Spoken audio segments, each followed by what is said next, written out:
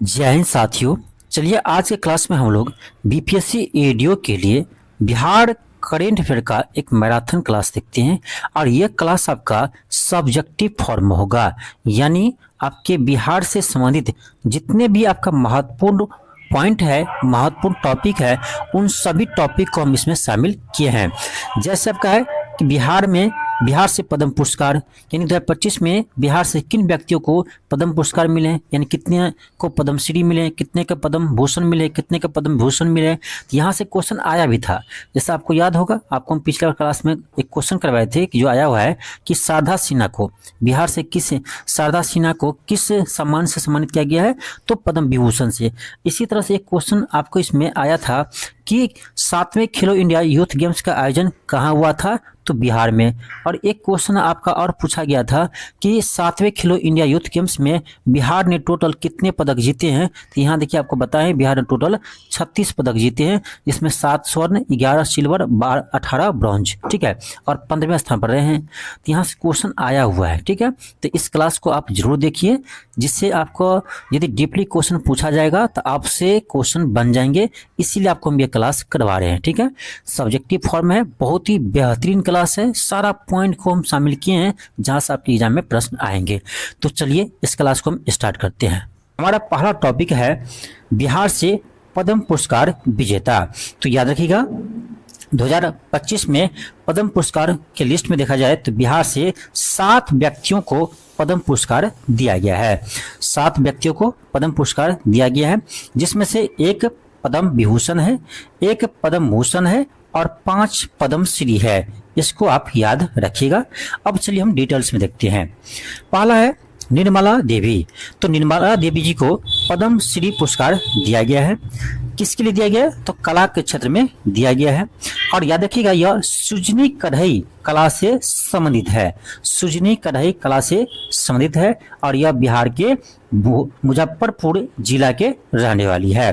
तो प्रश्न अभी जो आपके एग्जाम में पूछते हैं, तो प्रश्न ऐसे में बनेगा आपका कि हाल ही में बिहार के निर्मला देवी को पद्मश्री पुरस्कार दिया गया है, तो इन्हें किन क्षेत्र में पद्म पुरस्कार मिला है, या वह बिहार के किस जिला की निवासी है। तो ऐसे प्रश्न आपके बनते हैं, इसीलिए आप सभी पॉइंट को याद रखेंगे। अगला है, वो बुसरा महिला विकास समिति की अध्यक्ष है, जहां पर महिलाओं को सुजनी कढ़ाई का प्रशिक्षण दिया जाता है। अगला आपका है, सुजनी कढ़ाई को 2006 में जीए टैग मिला है। ध्यान रखिएगा, सुजनी कढ़ाई को 2006 में जीए टैग मिला है। तो ये इतना बहुत आपका हो गया। यदि यहाँ से किसी तरह से प्रश्न पूछेंगे तो आपका बन जाएगा। अगला देखते हैं। अगला आपका है भीम सिंह भावेश। अगला है भीम सिंह भावेश। इन्हें भी पद्मश्री पुरस्कार दिया गया है और इन्हें सामाजिक क्षेत्र में दिया है। सामाजिक कार्य के लिए भीम सिंह भावेश को पद्मश्री पुरस्कार दिए हैं और यह बिहार के भोजपुर जिले के निवासी है। बिहार के भोजपुर जिले के निवासी है, ध्यान रखिएगा। और इसे क्यों यह पुरस्कार मिला है, तो उन्होंने पिछले 22 वर्षों से अपनी संस्था नई आशा, तो ये भी याद रखिएगा, इनकी एक संस्था है नई आशा, इनके माध्यम से मुसहर समुदाय के उत्थान के लिए यह अथक कार्य कर रहे थे, इसीलिए यह सम्मान दिया गया है। बस 2-3 याद रखना है। भीम सिंह भावेश को कौन सा सम्मान मिला है, पद्मश्री मिला है। किस क्षेत्र में, सामाजिक कार्य में। और यह किस जिले से संबंधित है, तो भोजपुर जिले से संबंधित है। और इनकी एक शाखा संस्था है, इसके नाम क्या है, नई आशा है, ठीक है। यह संस्था किस लिए कार्य करते हैं, तो मुसहर समुदाय के उत्थान के लिए। बस ये 4-5 पॉइंट याद रखिए, क्वेश्चन आपका बन जाएगा। अगला है आपका हेमंत कुमार। तो हेमंत कुमार को भी पद्मश्री पुरस्कार मिले हैं। इन्हें चिकित्सा के क्षेत्र में मिले हैं। यह न्यूरो विशेषज्ञ है, ठीक है, ध्यान रखिएगा। अगला आपका है विजय नित्यानंद सुरेश्वर महाराज जी। विजय नित्यानंद सुरेश्वर जी महाराज, इसे ध्यान रखिएगा, इसे अध्यात्म के क्षेत्र में पद्मश्री पुरस्कार मिले हैं। अध्यात्म के क्षेत्र में पद्मश्री पुरस्कार मिले हैं और यह बिहार के जमुई जिले से संबंधित है। बिहार के जमुई जिले से संबंधित है। अगला आपका है आचार्य किशोर कुणाल। आचार्य किशोर कुणाल, इन्हें मरणोपरांत सिविल सेवा के क्षेत्र में पद्मश्री पुरस्कार दिए हैं। सिविल सेवा के क्षेत्र में इन्हें पद्म श्री पुरस्कार मिले हैं, ध्यान रखिएगा, आचार्य किशोर कुणाल। और यह ध्यान रखिएगा, यह गुजरात कैडर के आईपीएस थे, ठीक है, गुजरात कैडर के आईपीएस थे। और यह महावीर मंदिर जो पटना की है, पटना का है आपका महावीर हनुमान मंदिर, उनके ट्रस्ट के पूर्व सचिव भी यह रह चुके हैं, ठीक है, तो ये भी ध्यान रखिएगा। अगला आपका है शारदा सिन्हा जी, बिहार की कोकिला शारदा सिन्हा। तो ये बिहार के सुपौल जिले में इसका जन्म हुआ था, और लेकिन इसकी शादी जो है वो बेगूसराय में हुआ था, ठीक है, बेगूसराय में इनकी शादी हुई थी और जन्म जो है वो सुपौल जिला में हुआ था। अगला आपका है शारदा सिन्हा को मरणोपरांत कला के क्षेत्र में पद्म विभूषण के लिए चुना गया। तो ये पद्म विभूषण इस सम्मान में देखा जाए तो सबसे बड़ा होता है पद्म विभूषण। तब पद्म विभूषण के लिए शारदा सिन्हा जी को चुना गया है, यानी पद्म विभूषण से सम्मानित किया गया है। अगला आपका है सुशील कुमार मोदी। सुशील कुमार मोदी का जन्म पटना में होता है, यानी पटना के से संबंधित है। सुशील कुमार मोदी को मरणोपरांत सार्वजनिक क्षेत्र में, यहाँ टाइपिंग थोड़ा मिस्टेक है, सार्वजनिक क्षेत्र में इसे पद्म भूषण सम्मान मिले हैं, ठीक है, पद्म भूषण। तो पद्म विभूषण और पद्म भूषण में आपको कंफ्यूज नहीं होना है। पद्म विभूषण किसे मिले हैं? शारदा सिन्हा जी को। उसके बाद पद्म भूषण तो सुशील कुमार मोदी को, याद रहेगा। तो आई होप आपका ये जो भी हम 7 देखे नाम, इससे प्रश्न आपके एग्जाम में आएंगे, ठीक है, जरूर आएंगे, बहुत हाईलाइटेड टॉपिक है, तो याद रखिए। अगला आपका है देखिए 7वें खेलो इंडिया यूथ गेम्स, ये भी बहुत इंपॉर्टेंट है। बिहार 4 से 15 मई तक, याद रखिएगा, 7वें खेलो इंडिया यूथ गेम्स का आयोजन जो है वो 4 से 15 मई तक आपके बिहार में किया गया है, ठीक है। इसका आयोजन पहली बार बिहार में किया गया है, इसीलिए इंपॉर्टेंट है। अगला ध्यान रखिएगा, इसका उद्घाटन भारत के प्रधानमंत्री नरेंद्र मोदी जी ने वर्चुअली किया था, यानी वीडियो कॉन्फ्रेंसिंग से किया था। और इसमें कुल खेलों की संख्या कितनी है? 28। ये ध्यान रखिएगा, कुल खेलों की संख्या 28 है। और मेजबानी करने वाले शहर, ध्यान रखिएगा, ये बिहार के 5 शहर है, पटना, राजगीर, गया, भागलपुर, बेगूसराय। इसके साथ साथ कुछ खेलों का आयोजन आपका नई दिल्ली में किया गया था, इसीलिए नई दिल्ली इसमें शामिल होगा। तो जब आपसे पूछे कि 7वें खेलो इंडिया यूथ गेम्स का आयोजन कितने शहरों में किया गया है, तो हम कहेंगे कितने शहरों में? 6 शहरों में, ठीक है, कितना कहेंगे? 6 शहरों में। लेकिन प्रश्न आपसे पूछेगा कि 7वें खेलो इंडिया यूथ गेम्स का आयोजन बिहार के कितने शहरों में किया गया था, तब हम कहेंगे 5, पटना, राजगीर, गया, भागलपुर, बेगूसराय, ठीक है। तो याद रखिए अच्छे से, ठीक है, नहीं तो आप एग्जाम में हल्का क्वेश्चन गलत करके आ जाएंगे, ठीक है। और इसका शुभंकर था आपका गज सिम्हा, गज सिम्हा इसका शुभंकर है। और इसका थीम था खेल के रंग बिहार के संग, खेल के रंग बिहार के संग। आई होप आपको इतना याद हो गया होगा। अब हम चलिए देखते हैं इसके अगला, इसमें कितने बिहार पदक जीते हैं उसको, क्योंकि ये इंपॉर्टेंट है। बिहार ने कुल 36 पदक जीते हैं, ठीक है, कुल 36 पदक जीते हैं, जिसमें 7 गोल्ड, 11 सिल्वर और 18 ब्रॉन्ज है, ठीक है, 18 ब्रॉन्ज है। तो ये याद रखिएगा, यदि डीपली प्रश्न पूछेगा तो आपका यही पूछ सकता है, क्योंकि 36 पदक तो सब अभी तक याद कर लिया होगा कि बिहार ने टोटल 36 पदक जीते हैं, ठीक है। लेकिन आपको क्या याद रखना है? ये याद रखना है कि 7 गोल्ड, 11 सिल्वर, 18 ब्रॉन्ज मेडल जीते हैं। और ये 36 पदक जीत करके ये 15वें स्थान पर रहे हैं।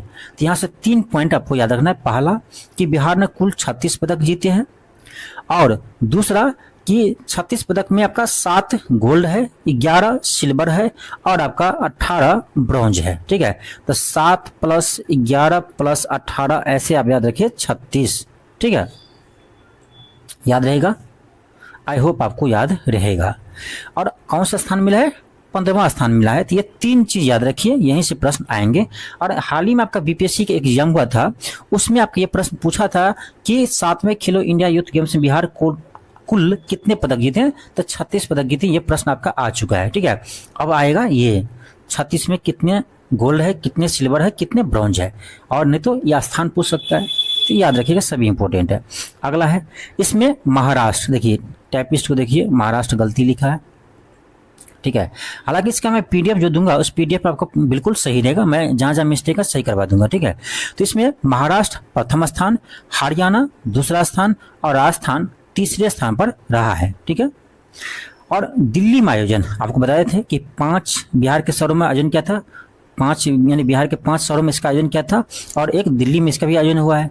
तो नई दिल्ली में इसका आयोजन कौन से खेल का हुआ है, ध्यान रखिएगा, जिम्नास्टिक, शूटिंग, साइकिलिंग, ये 3 खेल है जिसका आयोजन दिल्ली में किया गया था, बाकी शेष जो है वो आपका बिहार में हुआ है। ठीक है, अब देखते हैं कि इसमें बिहार से कौन कौन पदक जीते हैं। ठीक है, पहला ध्यान रखिएगा, उज्जवल सिंह ने भारोत्तोलन में कांस्य पदक जीते हैं और यह भारोत्तोलन में बिहार का पहला पदक था। यह भी ध्यान रखना है कि भारोत्तोलन में यानी वेट लिफ्टिंग में आपका बिहार का पहला पदक कौन दिलाया है, तो उज्जवल कुमार ने दिलाया है। आपसे पूछे कि यह किस खेल से संबंधित है, तो भारोत्तोलन से, और यह कौन सा पदक जीते, कांस्य पदक जीते हैं। अगला है खुशी यादव ने 2000 मीटर के स्टीपल चेंज प्रतिस्पर्धा में स्वर्ण पदक जीता है। ठीक है, क्या जीते हैं, स्वर्ण पदक जीते हैं, तो खुशी यादव को भी ध्यान रखिएगा।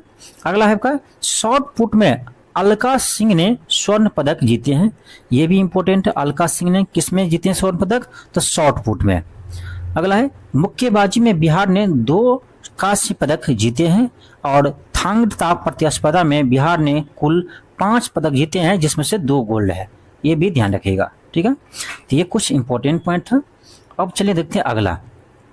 अब देखेंगे राष्ट्रीय खेल, 38वें राष्ट्रीय खेल, आपको पता होगा उत्तराखंड में इसका आयोजन हुआ था।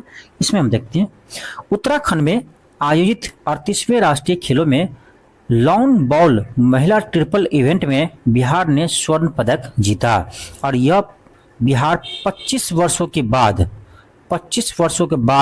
कोई स्वर्ण पदक जीते हैं। ठीक है, तो इसलिए इंपॉर्टेंट है, ये खेल का नाम ध्यान रखिएगा, लॉन बॉल महिला ट्रिपल इवेंट, इनमें बिहार ने स्वर्ण पदक जीते हैं। ठीक है, और इस खेल में कौन कौन शामिल थे, तो इस खेल में आपका शामिल थे, ध्यान रखिएगा, खुशबू कुमारी, निखत खातून और पायल प्रीति, और इसने किसको हराया है, पश्चिम बंगाल को हराया है। पहला याद रखना है कि लॉन बॉल महिला ट्रिपल इवेंट में स्वर्ण पदक जीते हैं। इसमें कौन कौन महिला शामिल थे, तो खुशबू कुमारी, निखत खातून, पायल प्रीति। ठीक है, और ये किसको हराया है, पश्चिम बंगाल को हराया है। तो ये आपका दोनों पॉइंट इंपॉर्टेंट है। अगला है कि वर्ष 2000 में बिहार के विभाजन के बाद राष्ट्रीय खेलों में बिहार द्वारा जीता गया पहला स्वर्ण पदक है। तो आपको बता दिए हैं कि ऐसे भी आपको याद होगा 15 नवंबर 2000 ईस्वी को बिहार से झारखंड अलग हुआ था। तो ये कह रहा है झारखंड जब बिहार से अलग हुआ था उसके बाद देखा जाए तो यह बिहार का पहला स्वर्ण पदक है। इसीलिए तो कह रहे 25 वर्षों के बाद बिहार को पहला स्वर्ण पदक मिला है, इंपॉर्टेंट है। अगला देखते हैं आपका 38वें राष्ट्रीय खेलों में अन्य पदक। उत्तराखंड में, ये तो पता है, बता दिए हैं, उत्तराखंड में 38वें राष्ट्रीय खेलों की तीरंदाजी प्रतियोगिता में मुंगेर की अंशिका कुमारी ने रजत पदक जीते हैं। ये भी इंपॉर्टेंट है, याद रखिएगा। आपसे प्रश्न पूछेंगे कि अंशिका कुमारी ने किस खेल में 38वें राष्ट्रीय खेल में रजत पदक जीते हैं, तो तीरंदाजी।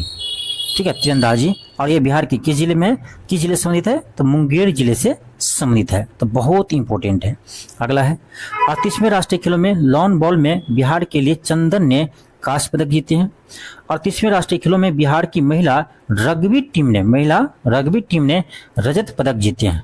ठीक है, अगला है आकाश कुमार, ये इंपॉर्टेंट है, आकाश कुमार को भी ध्यान रखना है।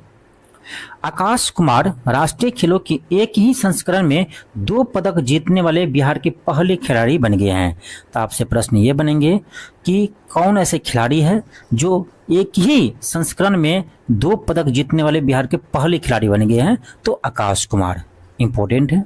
उन्होंने व्यक्तिगत तलवारबाजी टूर्नामेंट में रजत पदक और टीम तलवारबाजी टूर्नामेंट में कांस्य पदक जीते हैं, यानी वो अकेले तलवारबाजी में क्या जीते हैं, तो रजत यानी सिल्वर जीते हैं, और टीम के साथ ही इसने ब्रॉन्ज मेडल जीते हैं। ठीक है, तो 2 मेडल हो गया।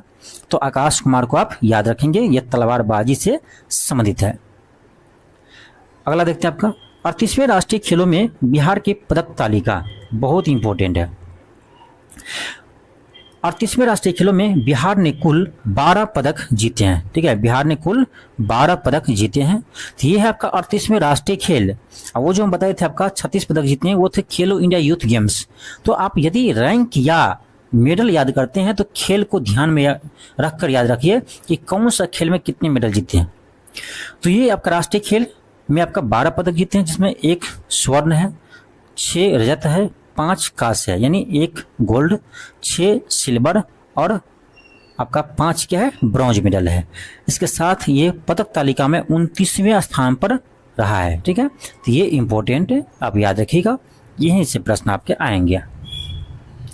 अगला है आपका कि यह 2000 में विभाजन के बाद बिहार द्वारा जीते गए पदकों की संख्या में सबसे अधिक संख्या है। यानी देखा जाए तो राष्ट्रीय खेल में 2000 ईस्वी के बाद बिहार सबसे अधिक पदक इस बार जीते हैं। इसका शुभंकर था आपका मौली। ठीक है, ये यहाँ पर थोड़ा मिस्टेक का शीर्ष स्थान होगा। ठीक है, यानी सबसे आगे सबसे अधिक पदक कौन जीते हैं, ये जीते आपका services sports control board. Services sports control board इसमें प्रथम स्थान पर था, महाराष्ट्र इसमें दूसरे स्थान पर रहा है और हरियाणा इसमें तीसरे स्थान पर रहा है। इसे भी देख लेंगे। अब चले थे आपका अगला टॉपिक क्या है। अगला टॉपिक आपका है खेलो इंडिया पैरा गेम्स 2025। ये भी इंपॉर्टेंट है। देखिए, खेलो इंडिया यूथ गेम्स का आयोजन बिहार में हुआ है, लेकिन खेलो इंडिया पैरा गेम्स का आयोजन आपका नई दिल्ली में हुआ है। ठीक है, पहली बात ये याद रखना है। दूसरी बात कि बिहार इसमें टोटल कितने पदक जीते हैं, तो टोटल इसमें 10 पदक जीते हैं। ठीक है, खेलो इंडिया पैरा गेम्स में बिहार टोटल 10 पदक जीते हैं, जिसमें से आपका 3 गोल्ड है, 3 आपका सिल्वर है और यहाँ 2 टाइपिंग होगी लेकिन 4 होगा। ठीक है, ये मिस्टेक है, 4 होगा, 4 आपका कांस्य है। तो टोटल 10 पदक है, 3 आपका गोल्ड है, 3 सिल्वर है और 4 आपका ब्रॉन्ज है। याद रहेगा, बिल्कुल याद रहेगा। ठीक है, और इसमें आपका बिहार जो है वो 14वें स्थान पर रहा है। रैंक भी ध्यान रखिएगा, इसमें बिहार 14वें स्थान पर रहा है और इसमें देखा जाए शीर्ष होगा। ठीक है, ये फिर यहाँ मिस्टेक किया। शीर्ष स्थान में पहला आपका कौन है, हरियाणा, दूसरा तमिलनाडु, तीसरा यूपी। तो पदक तालिका में पहला हरियाणा, दूसरा तमिलनाडु, तीसरा उत्तर प्रदेश और बिहार 14वें स्थान पर रहा है, टोटल 10 पदक जीत करके। ठीक है, आई होप आपको याद रहेगा, बिल्कुल याद रखना है। अगला आपका है महिला कबड्डी विश्व कप 2025। आपको याद होगा, इसका आयोजन आपका 1 जून से लेकर 10 जून के बीच राजगीर में किया गया है। तो राजगीर में महिला कबड्डी विश्व कप 2025 का आयोजन किया गया। पहला ये इंपॉर्टेंट। दूसरी कि बिहार ने दूसरी बार इस विश्व कप की मेजबानी की है। अगला आपका है बिहार दिवस 2025। 1912 में बिहार के बंगाल प्रेसिडेंसी से अलग होने की याद में 22 मार्च को बिहार दिवस के रूप में मनाया जाता है। और अगर आपका है कि वर्ष 2025 का थीम क्या है, तो उन्नत बिहार विकसित बिहार। ये थीम याद रखिएगा, यदि कुछ पूछे न पूछे लेकिन आपका ये थीम पूछ सकता है कि बिहार दिवस 2025 का थीम क्या था, तो उन्नत बिहार विकसित बिहार। और एक चीज और याद रखिएगा, यह जो आपका बिहार दिवस है 22 मार्च को मनाते हैं, वो कब से शुरू किया है, तो ये आपका 2010 से बिहार के मुख्यमंत्री श्री नीतीश कुमार जी ने शुरू किया है। याद रहेगा। चलिए देखते हैं अगला पॉइंट। अगला आपका है राष्ट्रीय पंचायती राज दिवस समारोह। स्टार लगाइए, 3 स्टार लगाइए। इस अवसर पर प्रधानमंत्री नरेंद्र मोदी मौजूद थे। राष्ट्रीय पंचायत राज दिवस 24 अप्रैल को मनाया जाता है, आपको याद ही होगा। देखिए, जो पंचायती राज व्यवस्था है आपका यह 24 अप्रैल 1993 को लागू हुआ था। ठीक है, इसीलिए हम प्रत्येक वर्ष जो है ना वो 24 अप्रैल को हम क्या मनाते हैं, पंचायती राष्ट्रीय दिवस मनाते हैं। ठीक है, ये तो आपको याद ही होगा। 73वें संविधान संशोधन के तहत इसे जोड़ा गया था, जो 24 अप्रैल 1993 को लागू हुआ है। ठीक है, अगला देखते पुरस्कार देखते हैं। इंपॉर्टेंट ये है आपका, इंपॉर्टेंट इसमें ये है कि राष्ट्रीय पंचायत पुरस्कार 2025 किसे मिला है, तो ये बिहार का एक मोतीपुर पंचायत है। बहुत इंपॉर्टेंट। मोतीपुर पंचायत है, तो मोतीपुर पंचायत को यह राष्ट्रीय पंचायत पुरस्कार 2025 मिले हैं। तो पहला याद रखने वाला आपको यह है कि राष्ट्रीय पंचायत पुरस्कार 2025 किस पंचायत को मिले हैं, तो ये मोतीपुर पंचायत को मिले हैं। ये बिहार के किस जिला में है, तो समस्तीपुर जिला में है, ध्यान रखिएगा। और ये रोसड़ा प्रखंड में आते हैं, समस्तीपुर के रोसड़ा प्रखंड में आते हैं। और यहाँ की मुखिया कौन है, तो प्रेमा देवी। ये किसे यह अवार्ड मिले हैं, तो प्रेमा देवी को यह अवार्ड मिले हैं राष्ट्रीय पंचायत पुरस्कार। तो यहाँ से 2-3 प्रश्न बन सकता है आपका, किसी तरह से पूछ सकता है कि राष्ट्रीय पंचायत पुरस्कार 2025 किस पंचायत को मिले, तो मोतीपुर पंचायत को। या राष्ट्रीय पंचायत पुरस्कार किस जिले के पंचायत को मिले हैं, तो समस्तीपुर जिले के। और यह पुरस्कार किसे मिले हैं, तो प्रेमा देवी को। ठीक है, तो आप सभी पॉइंट को याद रखिएगा। और यह पुरस्कार कहाँ मिले हैं, तो यह पुरस्कार मधुबनी में मिले हैं। ठीक है, क्योंकि यह जो आपका सम्मेलन हुआ था यह आपका मधुबनी में ही हुआ था, तो मधुबनी में यह सम्मान मिले हैं। यह किस कैटेगरी में सम्मान दिए हैं, तो जलवायु कार्रवाई विशेष पंचायती पुरस्कार के श्रेणी में। तो इसे भी आप ध्यान रखिएगा। अगला देखते हैं आपका, अगला है Nabinagar super thermal power project. बहुत इंपॉर्टेंट पॉइंट है, Nabinagar super thermal power project. तो प्रधानमंत्री नरेंद्र मोदी ने 30 मई को रोहतास के विक्रमगंज से वर्चुअली यानी वीडियो कॉन्फ्रेंसिंग के द्वारा Nabinagar super thermal power project के दूसरे चरण के तहत 2400 मेगावाट का विस्तार योजना का आधारशिला रखी है। यहाँ पर क्या याद रखना है, बस 2 चीज याद रखिए कि Nabinagar super thermal power project का उद्घाटन मोदी जी ने कहाँ से किया है, यह रोहतास के विक्रमगंज से किया है। ठीक है, और इसका कितने मेगावाट का विस्तार किया है, तो 2400 मेगावाट। तो 2 चीज याद रखेंगे। तीसरा चीज आपको ये याद रखना है कि इसका कितना खर्च नहीं पूछेगा, खर्च किसको याद रहता है, रख सकते हैं। इस प्लांट से बिहार को 1500 मेगावाट बिजली मिलेगा, ये इंपॉर्टेंट है, 1500 मेगावाट बिजली मिलेगी। ठीक है, अगला आपका देखो क्या है, अगला है कि प्रस्तावित विस्तार के साथ नवीनगर परियोजना की कुल क्षमता बढ़कर 4380 मेगावाट हो जाएगी, ये भी याद रखना है। और यह बिहार का पहला ultra super critical power plant बन जाएगा। Nabinagar super thermal power plant Bihar के औरंगाबाद जिला में है। देखिए इंपॉर्टेंट ये है आपका कि Nabinagar super thermal power plant जो है वह बिहार के किस जिला में है, तो औरंगाबाद जिला में है। लेकिन हम लोग शुरू में क्या देखे थे, यहाँ पर देखे थे रोहतास, लेकिन रोहतास से उद्घाटन किए हैं। ठीक है, रोहतास से इसका आधारशिला रखी है। ठीक है, इसका आधारशिला कहाँ से रखे हैं, तो रोहतास से, लेकिन है कहाँ पर, तो ये है आपका औरंगाबाद जिला में।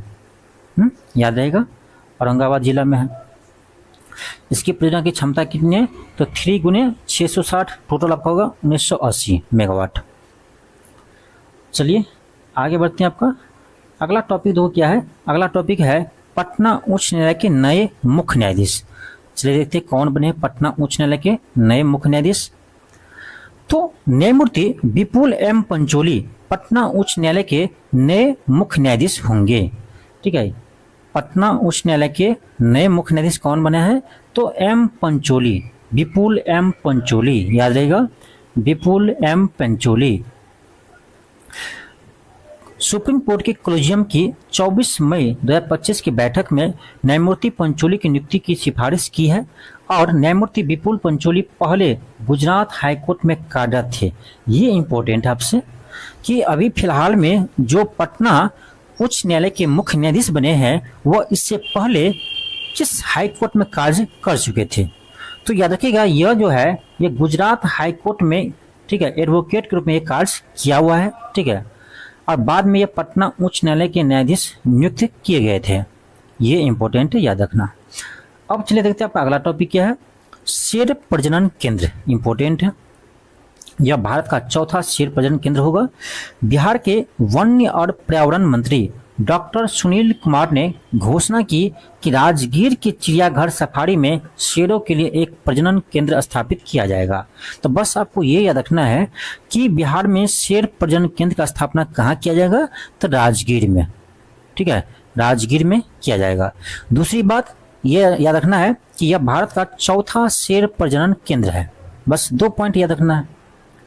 अगला आपका है बिहार का पहला परमाणु ऊर्जा संयंत्र। इस पर आप 3 स्टार लगाइए क्योंकि ये प्रश्न आपके एग्जाम में आएगा। ठीक है, इसका पहला पॉइंट है कि पटना में आयोजित पूर्वी क्षेत्र के बिजली मंत्रियों की बैठक में केंद्रीय ऊर्जा मंत्री मनोहर लाल खट्टर ने घोषणा की है कि बिहार के नए परमाणु ऊर्जा मिशन के तहत परमाणु संयंत्र पाने वाले भारत के 6ठे राज्यों में शामिल होंगे।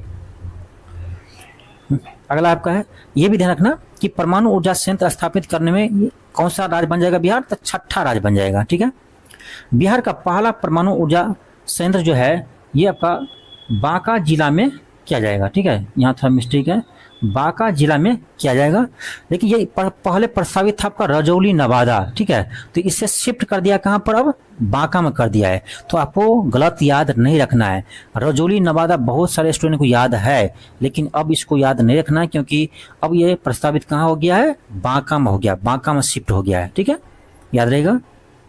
तो बिहार का पहला परमाणु ऊर्जा संयंत्र कहाँ पर स्थापित होगा, बांका में होगा। ठीक है, और यह बिहार का पहला परमाणु ऊर्जा संयंत्र होगा। राज्य में लघु मॉड्यूल रिएक्टर के आधारित परमाणु ऊर्जा संयंत्र स्थापित किया जाएगा। ठीक है, अगर आप आगे देखते हैं परमाणु ऊर्जा मिशन के बारे में, भारत सरकार ने वर्ष 2025-26 अपने बजट में घोषणा की है कि 2047 तक कम से कम 100 गीगावाट परमाणु ऊर्जा उत्पन्न की जाएगी। यहाँ से आपका एक राष्ट्रीय करंट अफेयर का क्वेश्चन बन जाएगा कि भारत सरकार 2047 तक कितने गीगावाट परमाणु ऊर्जा उत्पन्न करने के लक्ष्य रखे हैं, तो 100 गीगावाट। याद रहेगा। ये आपका खर्च है, खर्च याद रहे न रहे कोई फर्क नहीं पड़ता क्योंकि खर्च आपको याद होगा भी नहीं। एक और लक्ष्य है भारत सरकार का कि 2033 तक कम से कम 5 स्वदेशी डिजाइन मॉड्यूल रिएक्टर बनाया जाएगा। यानी 2033 तक भारत सरकार का लक्ष्य है कि 5 स्वदेशी रूप से विकसित छोटे मॉड्यूल रिएक्टर बनाया जाए। ठीक है, ये भी इंपॉर्टेंट अगला टॉपिक कि 20 जून को प्रधानमंत्री नरेंद्र मोदी ने सारण के मढ़ौरा रेल कारखाने से पश्चिम अफ्रीका के गिनी गणराज्य को निर्यात के लिए डीजल इंजन की पहली खेप का हरी झंडी दिखाई है। ये सबसे इम्पोर्टेंट है, आपको याद रखना है कि देखिए पहली बार भारत से आपका रेल का जो है वो निर्यात किया जा रहा है। कहाँ पर, तो ये आपका पश्चिम अफ्रीकी देश है, दक्षिण अफ्रीका नहीं, पश्चिम अफ्रीकी देश है आपका गिनी गणराज्य। तो गिनी गणराज्य को पहली बार आपका डीजल इंजन भेजा जा रहा है, निर्यात किया जा रहा है। कहाँ से, तो बिहार के सारण जिले के मढ़ौरा रेल कारखाने से। तो बहुत इंपॉर्टेंट है, आपसे प्रश्न पूछेंगे कि पहली बार पश्चिमी अफ्रीका को जो रेल इंजन का निर्यात किया गया वो बिहार के किस जिला में इसका निर्माण होता है, किस कारखाना में निर्माण होता है। तो आपको दोनों पॉइंट ध्यान रखना है, बहुत इंपॉर्टेंट है। ठीक है, अगला टॉपिक आपका है उड़ान योजना के अंतर्गत 6 नए हवाई अड्डा। ठीक है, अभी तक आप जितने अभी क्लास देखे हैं, जितने टॉपिक देखे हैं, तो आपको सारा टॉपिक लगा होगा कि सारा इंपॉर्टेंट है। ठीक है, तो मैं जितने भी इंपॉर्टेंट आपका पॉइंट शामिल किए हैं सारा इंपॉर्टेंट है, इसलिए कहेंगे क्लास को आप जरूर शेयर कीजिएगा।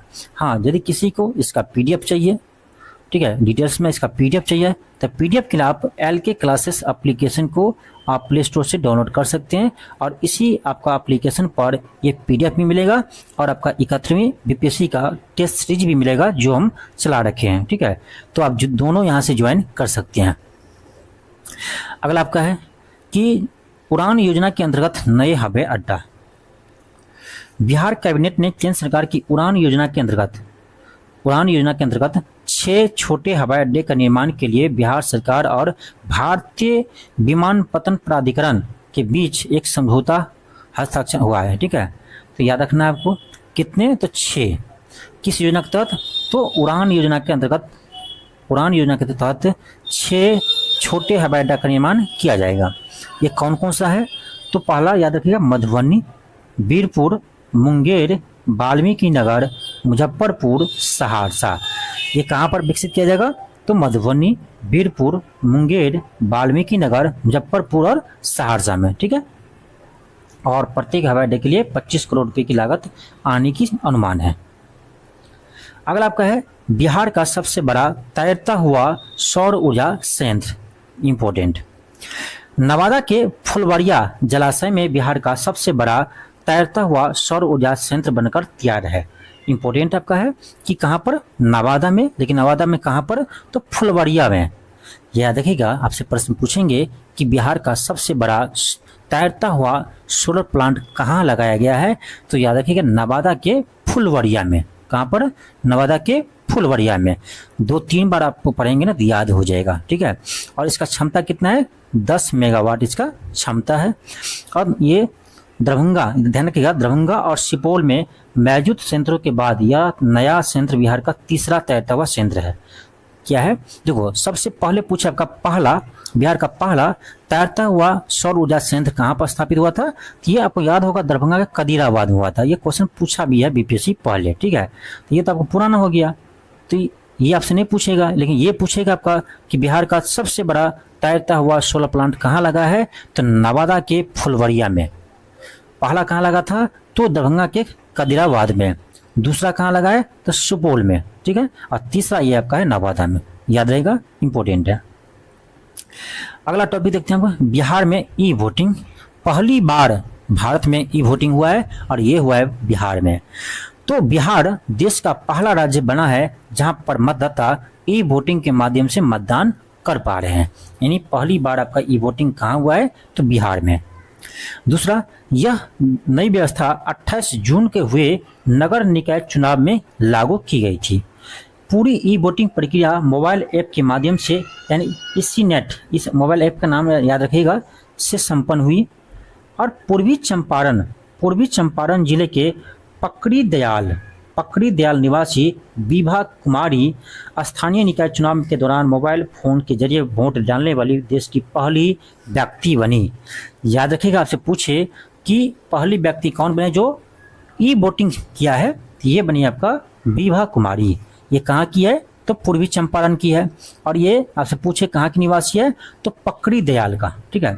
ये 2-3 पॉइंट को आप याद रखेंगे। लेकिन आपसे पूछे पुरुष में कि पहला पुरुष कौन बने हैं ई वोटिंग करने वाले, तो ये बने आपका मुन्ना कुमार। और मुन्ना कुमार भी आपका यही पूर्वी चंपारण का है, ठीक है। याद रहेगा, याद रखना पड़ेगा, तभी आपका सिलेक्शन होगा, ठीक है।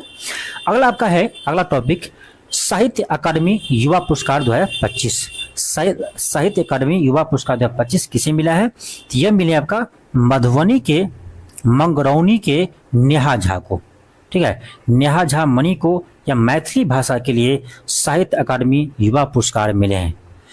याद रहेगा, नेहा झा, और झा है तो मधुबनी झा आपको ज़्यादा मिलते हैं। ये याद करने का एक ट्रिक बता रहे हैं, ठीक है। मैं भी मधुबनी से हूँ, इसीलिए आपको बता रहा हूँ, ठीक है। तो नेहा झा मधुबनी, याद रहेगा, झा मधुबनी। तो नेहा झा को मिले, ये बिहार के किस जिले से हैं, तो मधुबनी जिला से हैं, ठीक है। इन्हें किस लिए मिले, तो मैथिली भाषा के लिए मिले हैं। मैथिली कविता बनारस आ हम, ये इसके मैथिली कविता है, इसके लिए यह पुरस्कार मिले हैं। तो इस बुक का भी नाम याद रखिएगा। अगला आपका है बाल साहित्य पुरस्कार 2025। तो ये भी आपका मधुबनी की है। मधुबनी की मुन्नी कामत को ये भी मैथिली भाषा के लिए ही बाल साहित्य पुरस्कार 2025 मिले हैं। याद रहेगा, इनकी लघु कथा है चुक्का। तो चुक्का के लिए मुन्नी कामत को मैथिली भाषा में आपका ये बाल साहित्य पुरस्कार 2025 मिले हैं। याद रहेगा, ठीक है। चलिए अगला देखते हैं। अगला आपका है आकांक्षी ब्लॉक कार्यक्रम के लिए जल्टा रैंकिंग। नीति आयोग ने मार्च 2025 को समाप्त तिमाही के लिए आकांक्षी ब्लॉक कार्यक्रम के डेटा जारी किए हैं। करा जोन 6 यानी पूर्वी भारत रैंकिंग में, पूर्वी भारत में आपसे पूछे तो बिहार के बांका जिला स्थित चंदन ब्लॉक के पहले स्थान पर रहे हैं। उसके बाद भागलपुर के सबौर ब्लॉक रहे हैं। तो आपसे पूछे कि आकांक्षी ब्लॉक कार्यक्रम के तहत देखा जाए तो पूर्वी भारत में बिहार के कौन सा आपका जो ब्लॉक है प्रथम स्थान पर रहे हैं, तो ये बांका जिला का याद रखिएगा चंदन ब्लॉक प्रथम स्थान पर रहे हैं। दूसरे स्थान पर आपका भागलपुर के सबौर ब्लॉक रहे हैं, ठीक है। अगला आपका है सोन नदी विवाद का समाधान। बिहार और झारखंड के बीच सोन नदी जल के बंटवारे को लेकर वर्षों पुराने मुद्दा रांची में आयोजित पूर्वी क्षेत्रीय परिषद की बैठक में सुलझा लिया गया है। इस नई व्यवस्था के तहत बिहार को सोन नदी से 5.75 मिलियन एकड़ फीट पानी मिलेगा, जबकि झारखंड को 2 MF मिलेगा। ठीक है, बिहार झारखंड के बीच ये बंटवारा हो गया है। 1973 में वान सागर समझौते के तहत अविभाजित बिहार के लिए 7.75 MF पानी आवंटित किया गया था। ये इम्पोर्टेंट आपका जो अभी बंटवारा हुआ ये याद रखिए। ठीक है, आप सभी के लिए एक महत्वपूर्ण सूचना है। यदि आपको 71वीं बीपीएससी के लिए बिहार स्पेशल का नोट चाहिए, यानी बिहार के ज्योग्राफी, हिस्ट्री, पॉलिटी के लिए आपका नोट्स चाहिए, तो यदि हैंड राइटिंग नोट्स आपको हम बनाए हैं तो इसे आपको यदि चाहिए, इसमें आपको देखिए पूरे हम अच्छे से मैप के थ्रू आपका बिहार का ज्योग्राफी बनाए हैं, आपका हिस्ट्री बनाया है, तो आपका सारा टॉपिक इसमें आपको कवर किया गया है। यदि आप ये PDF एक बार आप पढ़ लेते ना तो ऐसा आपका बिहार का कोई भी क्वेश्चन नहीं है जो आपको नहीं बनेगा। तो इसमें आपका टोटल आपका 45 पेज है और हर टॉपिक को कवर किया गया है, तो आप इसे ले सकते हैं। इसके लिए आप हमें इस पर व्हाट्सएप कीजिए। ठीक है, 8810546607 ये हमारा पर्सनल व्हाट्सएप नंबर है, तो इस पर आप व्हाट्सएप कर सकते हैं, आपको यह नोट्स मिल जाएगा। नेक्स्ट आपका है विजया कुमारी। विजया कुमारी तो पूर्वी चंपारण के रहने वाली विजया कुमारी ने अमेरिका के वर्गिंगम में आयोजित विश्व पुलिस अग्निशमन खेलों में 6 पदक जीतकर देश का गौरव बढ़ाया है। तो याद आपको ये रखना है कि अमेरिका के जो वर्गिंगम में विश्व पुलिस अग्निशमन खेल हुए हैं उसमें 6 पदक कौन जीते हैं, तो ये जीती आपका विजया कुमारी। यह बिहार के किस जिले से है, तो ये बिहार के पूर्वी चंपारण के रहने वाली है। ठीक है, याद रहेगा। और भारत में कुल 560 पदक जीते हैं। ठीक है, और तीसरे स्थान पर रहे हैं। अगला आपका है मुख्यमंत्री प्रतिज्ञा योजना। इंपॉर्टेंट है, आज ही कल में ये योजना पर लागू किया है। मुख्यमंत्री प्रतिज्ञा योजना क्या है? यह एक तरह से इंटर्नशिप योजना है। क्या है? इंटर्नशिप योजना है जो 18 से 28 वर्ष के आयु वर्ग के उन लोगों को मासिक वजीफा देने का वादा करती है। वजीफा यानी फायदा देने का वादा करती है जिन्होंने क्लास 12 किया है, यानी क्लास 12 के बाद ये सम्मान मिलेगा आपको, इंटर्नशिप यह मिलेगा। कौशल विकास प्रशिक्षण का पूरा कर लिया है और जिनके पास कक्षा 12 से लेकर स्नातक तक शैक्षणिक योग्यता है। ये इम्पोर्टेंट ये है आपका। ठीक है, देखिए मुख्यमंत्री प्रतिज्ञा योजना के अंतर्गत आपका 12वीं यदि आप उत्तीर्ण है, ठीक है, 12th यदि आप कर लिए हैं तो आपको 12वीं उत्तीर्ण करने वाले अभ्यर्थी को 4000 रुपया प्रति माह इंटर्नशिप दिया जाएगा। किसको? देखिए याद रखने का तरीका आपको बताते हैं। 12th पास को कितने देंगे? 4000 पर मंथ आपका इंटर्नशिप मिलेगा। और जो इसके साथ में ITI किया है, डिप्लोमा किया है, तो उन्हें मिलेगा आपका 5000 पर मंथ। और जिसने BA किया है या BSc किया है, यानी कोई भी ऑनर्स किया है, तो इन्हें मिलेगा आपका 6000 पर मंथ इंटर्नशिप। ठीक है, तो ये एक इंटर्नशिप योजना है, मुख्यमंत्री प्रतिज्ञा योजना। तो इंपॉर्टेंट है, याद रखिएगा। ये इंटर्नशिप योजना जो है ये आपका 3 से 12 महीने मिलेगा। देखिए इस वर्ष 5000 युवाओं को और अगले 5 वर्षों में 1 लाख युवाओं को इसमें शामिल किया जाएगा। इस पर खर्च कितना है? खर्च याद नहीं रहता। ठीक है, अगला आपका है सौर ऊर्जा को बढ़ावा। तो हाल ही में मुख्यमंत्री जी ने घोषणा किया था, आपको याद होगा, कुटीर ज्योति योजना। ये भी आपका कुटीर ज्योति योजना जो है ये भी आपका 1 अगस्त से लागू हुआ है। ठीक है, 1 अगस्त 2025 से लागू होगा। आपको याद ही होगा 1 अगस्त 2025 से भी आपका 125 यूनिट जो बिजली फ्री किया है ये भी आपका इसी 1 अगस्त 2025 से लागू हुआ है। तो ये भी आपको याद रखना है। तो बिहार कैबिनेट ने सौर ऊर्जा बढ़ावा देने के लिए एक नीति की मंजूरी दी है। इसके तहत घरेलू उपभोक्ताओं को 1.1 किलोवाट क्षमता के सौर ऊर्जा संयंत्र लगाने के लिए सहायता मिलेगी और पूरी तरह से इसका खर्च बिहार सरकार देंगे। आपको एक भी पैसा खर्च नहीं करना है। ठीक है, इस कुटीर योजना के अंतर्गत ये आपको किया जाएगा। ठीक है, अगला आपका है वन महोत्सव। वन महोत्सव तो मुख्यमंत्री नीतीश कुमार ने 14 जुलाई को राज्य स्तरीय वन महोत्सव 2025 का उद्घाटन किया है। वित्त वर्ष 2025-26 में 5 करोड़ पौधे लगाने के लक्ष्य रखा है। यदि आपसे प्रश्न पूछेगा ना तो ये पूछेगा आपका कि वन महोत्सव का उद्घाटन कब किया, 14 जुलाई को, और इसका लक्ष्य आपका 25-26 में कितने करोड़ पौधे लगाने का है, तो 5 करोड़। ठीक है, याद हो जाएगा। और याद रखिएगा, हरित आवरण बढ़ाने के लिए बिहार सरकार ने 2012 में हरियाली मिशन शुरू किया था। हरियाली मिशन कब शुरू किए थे, 2012 में। राज्य का हरित आवरण 15.06% तक पहुंच गया है। कितना पहुंचे, 15.06%, और 2028 तक इसे 17% बनाने का लक्ष्य है। तो इम्पोर्टेंट आपका ये है, याद रखना कि हरित आवरण को 17% बढ़ाने का लक्ष्य बिहार सरकार की कब तक किया है, तो 2028 तक। ये सारे प्रश्न हम आपको ऑब्जेक्टिव जो करवाएंगे ना, सभी इसमें हम लिखे हैं। ठीक है, तो अभी जो आपका ऑब्जेक्टिव प्रश्न होगा करवाएंगे 200 प्रश्न, उसमें सभी पॉइंट से आपका क्वेश्चन है। ठीक है, सॉरी 500 लिखा गया, 500 टोटल करवाएंगे, 200 लेकिन आपका बिहार स्पेशल होगा। तो 200 प्लस जो आपको एमसीक्यू करवाएंगे, ये सारा इसमें क्वेश्चन आपका शामिल है। तो जितने अच्छे से अभी आप याद कर लेंगे ना, आगे सारे प्रश्न आपका बन जाएगा। ये जो हम लोग देखे थे कि पटना उच्च न्यायालय के जो नए मुख्य न्यायाधीश बने हैं विपुल एम पंचोली, ये याद रखिएगा, ये 45वें मुख्य न्यायाधीश बने हैं पटना उच्च न्यायालय के। ठीक है, 45वां मुख्य न्यायाधीश।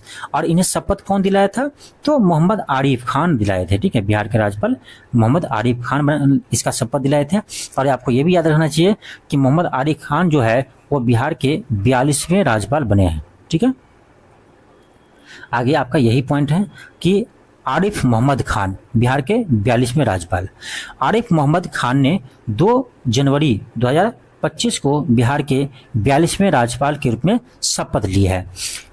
उन्होंने राजेंद्र विश्वनाथ अलेकर का स्थान लिया है, जो वर्तमान में केरल का राज्यपाल है।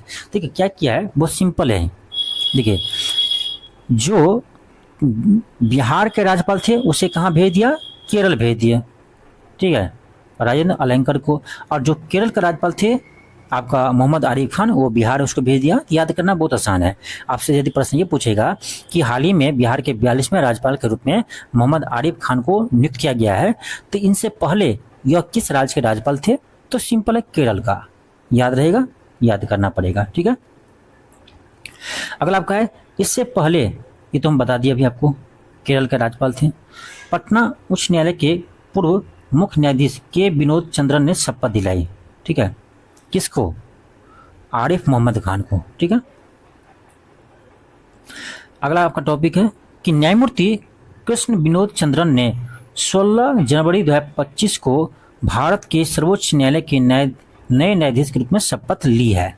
यदि आपसे प्रश्न ये पूछेंगे, जो पटना उच्च न्यायालय के मुख्य न्यायाधीश थे कृष्ण विनोद चंद्रन, वो अभी वर्तमान में कहाँ पर पोस्टिंग है, तो वर्तमान में ये अब भारत के सुप्रीम कोर्ट के न्यायाधीश बन गए हैं। ठीक है, ये याद रखिएगा। अगला आपका है कि केंद्रीय बजट 2025-26 में बिहार के लिए घोषणा है। ये इंपॉर्टेंट है, यहाँ से प्रश्न आते हैं। पहला पॉइंट आपका, अपने ऐतिहासिक 8वें बजट के लिए केंद्रीय वित्त मंत्री निर्मला सीतारमण ने मधुबनी साड़ी यानी मधुबनी पेंटिंग वाली साड़ी पहनने का फैसला किया है, जो उन्हें पद्म श्री पुरस्कार विजेता दुलारी देवी ने उपहार में भेंट की थी। तब प्रश्न आपका यहाँ से आएगा यह कि निर्मला सीतारमण ने जो अपनी 8वें बजट पेश किया था, उसमें भाषण देते वक्त जो साड़ी पहनी थी मधुबनी पेंटिंग वाली, उसे किसने गिफ्ट किया था, तो इसे दुलारी देवी ने गिफ्ट की थी। ठीक है, दुलारी देवी ने गिफ्ट की थी। और याद रखिएगा, ये दुलारी देवी आपका मधुबनी की है। ठीक है, अगला आपका देखते हैं, अगला क्या है। अगला आपका है कि बिहार में मखाना बोर्ड का स्थापना किया जाएगा, जिसके लिए 100 करोड़ रुपए का आवंटित किया गया है। अगला आपका है कि इन गतिविधियों में लगे लोगों के किसान उत्पादन संगठनों में क्या होगा, संगठित किया जाएगा। बिहार में राष्ट्रीय, अगला टॉपिक है, बिहार में राष्ट्रीय खाद्य प्रौद्योगिकी उद्यमिता प्रबंधन संस्थान की स्थापना की जाएगी। अगला आपका है आईआईटी, पटना आईआईटी जो है, आईआईटी की क्षमता का विस्तार किया जाएगा और पटना स्थित भारतीय प्रौद्योगिकी संस्थान की क्षमता बढ़ाई जाएगी। अगला आपका है, केंद्रीय वित्त मंत्री ने बिहार में ग्रीनफील्ड हवाई अड्डे, बिहटे में ब्राउनफील्ड हवाई अड्डे के अलावा पटना में हवाई अड्डे की विस्तार किया जाएगा। याद रखना आप, ये आपका बिहटा में बनाया जाएगा क्या, ब्राउनफील्ड हवाई अड्डा। अगला है बिहार के राज्य के मिथिलांचल क्षेत्र में कोसी नदी बेसिन में सिंचाई परियोजना पश्चिमी कोसी नहर परियोजना के लिए वित्तीय सहायता मिलेगी। किसके लिए, पश्चिमी कोसी नहर के लिए। अगला आपका है कि बिहार कृषि विश्वविद्यालय साबौर में कृषि जीनोमिक अनुसंधान में क्रांति लाने के उद्देश्य से आधुनिक जैव सूचना विज्ञान प्रयोगशाला का उद्घाटन किया गया। यानी अगला आपका है औरंगाबाद जिले में 3 दिवसीय देव सूर्य महोत्सव का उद्घाटन किया गया है। ये आपको याद रखना है कि बिहार में पूछे आपका कि सूर्य महोत्सव का आयोजन कहाँ हुआ है, तो औरंगाबाद जिला में। ठीक है, अब देखिए ये तो आपका 2025-26 का बजट था। इससे पहले आपका एक बजट आया था, केंद्रीय बजट 2024-25, तो इसमें आपका ज़्यादा घोषणा हुआ था। तो यहाँ से प्रश्न अभी भी आ सकता है, ऐसा नहीं कि नहीं आ सकता है। पुराना बजट भली है, लेकिन यहाँ से कुछ इंपॉर्टेंट टॉपिक को हम देख लेते हैं। ठीक है, पहला आपका है पटना पूर्णिया एक्सप्रेसवे, बक्सर भागलपुर राजमार्ग, बोधगया राजगीर वैशाली दरभंगा और बक्सर में गंगा नदी पर 2600 करोड़ रुपए की लागत से एक अतिरिक्त 2 लेन का पुल निर्माण होगा। ठीक है, अगला आपका है कि गया अमृतसर कोलकाता कॉरिडोर पर एक औद्योगिक नोड होगा। बिहार झारखंड, ये इंपॉर्टेंट है आपका, बिहार झारखंड पश्चिम बंगाल उड़ीसा और आंध्र प्रदेश के स्वर्णिम विकास के लिए पूर्वोदय योजना की घोषणा की जाएगी। ये देखो, ये याद रखिएगा, ये आपका बजट 2024-25 में घोषणा किया था पूर्वोदय योजना। तो पूर्वोदय के तहत किसको शामिल किया, बिहार झारखंड पश्चिम बंगाल उड़ीसा और आंध्र प्रदेश को।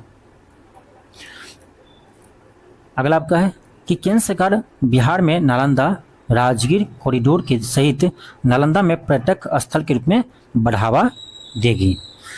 राजगीर में जैन मंदिर स्थल हेतु विशेष धनराशि दिया जाएगा। विष्णुपद और महाबोधि मंदिर कॉरिडोर का विकास काशी विश्वनाथ मंदिर के अनुरूप किया जाएगा। देखिए विष्णुपद यहाँ पर आपका यह चर्चा किया गया था, इसलिए विष्णुपद वाले मंदिर आपका क्वेश्चन पूछा था कहाँ पर है, गया में। ठीक है, तो ये प्रश्न आपका आ चुका है 17वीं बीपीएससी में। पीरपौंती भागलपुर में जो है, पीरपौंती में 2400 मेगावाट का नया बिजली संयंत्र स्थापित करने सहित संयंत्रों पर 21,400 करोड़ रुपए की लागत आएगी।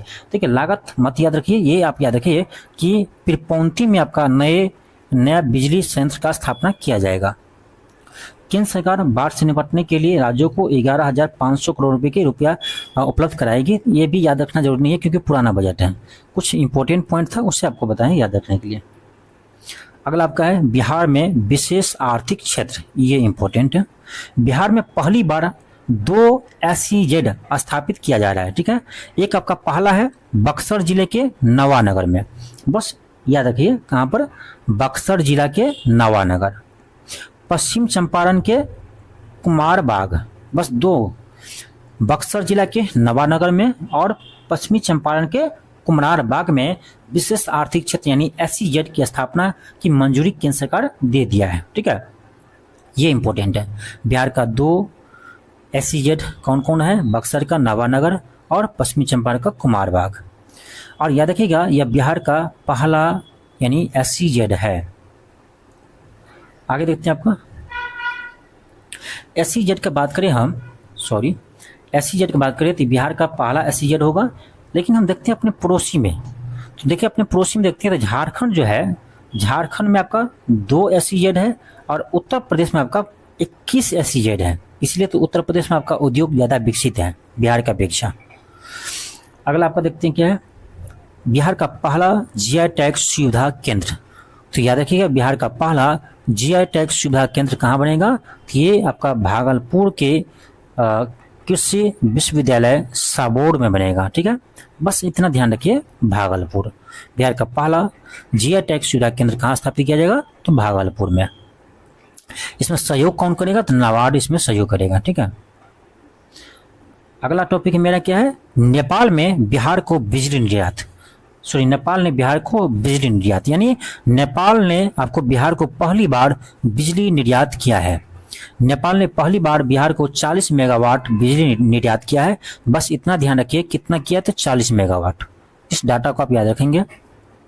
नेपाल पहले चरण में कटैया कुशवाहा ट्रांसमिशन लाइन, ये याद रखिएगा, कटैया कुशवाहा ट्रांसमिशन लाइन के जरिए बिजली निर्यात करना शुरू किया है। कटैया कुशवाहा ट्रांसमिशन के तहत नेपाल बिहार को कुल आपका 125 मेगावाट बिजली निर्यात करेगा। 125 मेगावाट बिजली निर्यात करेगा, जिसमें पहला खेप कितना किया, 40 मेगावाट कर दिया है। और याद रखिएगा नेपाल से बिहार को कितना अभी मिलता है, तो प्रतिदिन 620 मेगावाट बिजली निर्यात होता है। यानी नेपाल भारत को प्रतिदिन 620 मेगावाट बिजली निर्यात कर रहे हैं। ठीक है, ये आपका इंपॉर्टेंट है, याद रखिएगा। अब देखते हैं आपका अगला टॉपिक है माही श्वेतराज। माही श्वेतराज इंपॉर्टेंट है। बिहार के माही श्वेतराज ने कर्नाटक के मंगलोर में आयोजित 17वीं सीनियर राष्ट्रीय तैराकी प्रतिस्पर्धा में 3 स्वर्ण पदक जीते हैं। आपसे प्रश्न ये पूछेंगे कि कर्नाटक के मंगलोर में जो 77वीं सीनियर राष्ट्रीय तैराकी प्रतियोगिता हुआ था, उसमें 3 स्वर्ण पदक किसने जीते हैं, तो माही श्वेतराज। यदि आपसे पूछे माही श्वेतराज ये बिहार के किस जिला से संबंधित है, तो माही श्वेतराज आपका बिहार के पटना जिला की रहने वाली है। ठीक है, बिहार सरकार उन्हें पदक लाओ नौकरी पाओ योजना के तहत इन्हें सब इंस्पेक्टर यानी एसआई बनाया है। ठीक है, अगला आपका है मां मुंडेश्वरी वन जीव इको पार्क। मां मुंडेश्वरी वन जीव इको पार्क, याद रखिए यह नीतीश कुमार जी ने कैमूर जिले में इस पार्क का उद्घाटन किया है। कैमूर जिले में, बस मां मुंडेश्वरी वन जीव इको पार्क का उद्घाटन कहाँ किए, कैमूर जिले के भगवानपुर प्रखंड में किए हैं। ठीक है, यह बिहार का पहला वन जीव इको पार्क है। बस ये कुछ आपका फैक्ट है, उसको आप देख सकते हैं। अगला मेरा है अहेतुल्ला लॉन्ग्रोस्टिक्स। नाम ऐसा है कि पढ़ने में भी परेशानी होगा। बिहार के वाल्मीकि टाइगर रिजर्व, बिहार के वाल्मीकि टाइगर रिजर्व के पास असाधारण रूप से लंबे थूथन वाले वाइन स्नेक की एक नई प्रजाति की खोज गई है, जिसका नाम ये रखा है। ठीक है, तो बस सिंपल याद रखिए कि इसका खोज कहाँ किया है, तो वाल्मीकि टाइगर रिजर्व में किया है। ये कहाँ पर है, तो पश्चिमी चंपारण में। अगला आपका है शरद कुमार, इंपॉर्टेंट है। भारत के शरद कुमार ने पेरिस 2024 पैरा ओलंपिक्स में पुरुषों के लिए ऊंची कूद T63 वर्ग में रजत पदक जीते हैं। भारत न करके उसको बिहार कह सकते हैं। वे बिहार के मुजफ्फरपुर के रहने वाले हैं। बिल्कुल सही है, ये थोड़ा सा पुराना क्वेश्चन है आपका। अगला आपका है अडानी सीमेंट प्लांट का शिलान्यास। मुख्यमंत्री नीतीश कुमार ने नवादा के वरिसलीगंज में अडानी समूह के सीमेंट प्लांट का शिलान्यास किया है। बस इतना ध्यान रखिए कि अडानी ग्रुप ने बिहार में कहां पर अपना सीमेंट का फैक्ट्री लगाया है, तो ये नवादा के वरिसलीगंज में लगाया है। ठीक है, नवादा के वरिसलीगंज में लगाया है। बस इतना ध्यान रखिए। अगला आपका है बिहार में नक्सलवाद प्रभावित जिले। बिहार में कौन जिला से है जो नक्सलवाद से प्रभावित है, चलिए दिखाते हैं आपको। ये आपका ध्यान रखिएगा, हाल ही में बांका और पश्चिमी चंपारण को हाल ही में केंद्रीय गृह मंत्रालय द्वारा नक्सल मुक्त घोषित किया है। यानी अब आपका बांका और पश्चिमी चंपारण जिला को यानी नक्सल मुक्त जिला घोषित कर दिया है भारत सरकार ने। ठीक है, यह देखिए अभी तक आपका 8 जिले जो है वो नक्सल प्रभावित जिला है। ये कौन सा है, नवादा है, औरंगाबाद, गया, जमुई, कैमूर, रोहतास, लखीसराय और मुंगेर है। ठीक है, अगला देखते हैं आपका। अगला है महिला एशिया हॉकी ट्रॉफी। महिला एशिया हॉकी खेल, तो बिहार के मुख्यमंत्री ने महिला एशिया चैंपियंस ट्रॉफी 2024 के लोगो और शुभंकर का अनावरण किया है, जिसका आयोजन इस साल 11 से 20 नवंबर तक राजगीर में किया गया। गुड़िया नाम का शुभंकर बिहार के राजकीय पक्षी गौरैया से प्रेरित है। इसका शुभंकर क्या था, गुड़िया। ठीक है, लोगो में बोधि वृक्ष और हॉकी स्टिक का, सॉरी लोगो में दो लोगो भी लिखना रहता है। लोगो जो होता है आपका ना, लोगो खेल का जो लोगो होता है उसमें क्या है, तो बोधि वृक्ष है और हॉकी स्टिक है। अगला आपका है मखाना महोत्सव, तो देखिए मखाना महोत्सव का ना पहली बार आपका इसमें बिहार से बाहर किया है, कहाँ पर किया था आपका, ये बेंगलुरु में किया गया है। ठीक है, तो 2 दिवसीय आपका मखाना महोत्सव का आयोजन क्या हुआ है, बेंगलुरु में हुआ है। ठीक है, और इसका उद्घाटन आपका बिहार के उप मुख्यमंत्री सम्राट चौधरी ने किया है। अगला आपका है बिहार का तीसरा जूलॉजिकल पार्क। बिहार का तीसरा जूलॉजिकल पार्क कहाँ बनेगा, तो केंद्रीय चिड़ियाघर प्राधिकरण ने अररिया के रानीगंज में जूलॉजिकल गार्डन की स्थापना की मंजूरी दी है और यह बिहार का तीसरा जूलॉजिकल गार्डन होगा। आपका नेक्स्ट टॉपिक है बिहार का दूसरा बाघ अभ्यारण्य। तो याद रखिएगा बिहार का दूसरा बाघ अभ्यारण्य कैमूर वन्यजीव अभ्यारण्य में आपको स्थापित किया जाएगा। केंद्र सरकार ने कैमूर वन्यजीव अभ्यारण्य को बाघ अभ्यारण्य में बदलने के लिए बिहार सरकार के प्रस्ताव को स्वीकार कर लिया है और यह बिहार का दूसरा बाघ अभ्यारण्य होगा। तो पहला बाघ अभ्यारण्य कौन सा है, तो ये अभी मात्र एक ही है, वाल्मीकि टाइगर रिजर्व, आपको याद ही होगा, ये पश्चिमी चंपारण में है जो बिहार का एकमात्र बाघ अभ्यारण्य है, लेकिन अब दूसरा भी बन जाएगा कैमूर वन्यजीव अभ्यारण्य में। अगला देखते आपका ये इंपॉर्टेंट है कोसी मेची नदी जोड़ परियोजना। इसकी घोषणा आपका हाल ही में केंद्रीय मंत्रिमंडल ने 28 मार्च 2025 को किया है। ठीक है, यानी प्रधानमंत्री कृषि सिंचाई योजना त्वरित सिंचाई लाभ कार्यक्रम के तहत आपको कहा जाए तो बिहार की कोसी मेची अंतर्राज्यीय लिंक परियोजना को शामिल करने की मंजूरी दी है। अगला देखते आपका बिहार के नए मुख्य निर्वाचन अधिकारी। बिहार के नए मुख्य निर्वाचन अधिकारी कौन बने हैं, तो ये बने आपका ध्यान रखिएगा विनोद कुमार गुंजियाल। विनोद कुमार गुंजियाल जो है ये आपका बिहार के नए मुख्य निर्वाचन आयुक्त बने हैं। बिहार का, देश का नहीं बोल रहे हैं आपको, ठीक है। तो बिहार का मुख्य निर्वाचन आयुक्त कौन बने हैं, विनोद कुमार गुंजियाल बने हैं। वैभव सूर्यवंशी बहुत हाईलाइट में थे, तो यहाँ से प्रश्न आ सकता है। तो देखिए वैभव सूर्यवंशी की याद रखिएगा मात्र ये 14 वर्ष की आयु में वैभव सूर्यवंशी आईपीएल में शतक लगाने वाले पहले खिलाड़ी बने हैं। और यह शतक किसके खिलाफ लगाया था, तो यह मात्र 35 गेंदों में शतक लगाए थे, जीटी के खिलाफ यानी गुजरात टाइटंस के खिलाफ लगाए थे। और ये राजस्थान से खेलते हैं, ठीक है, राजस्थान रॉयल्स से खेलते हैं और इन्हें 1.1 करोड़ में खरीदा गया था और ये बिहार के समस्तीपुर जिला के रहने वाले हैं। नेक्स्ट आपका है ऑपरेशन सिंदूर। तो देखिए ऑपरेशन सिंदूर में बिहार की छाप। तो ऑपरेशन सिंदूर में याद रखिएगा एयर मार्शल अवधेश कुमार भारती का महत्वपूर्ण योगदान था, ठीक है, और यह बिहार के पूर्णिया जिला से संबंधित है।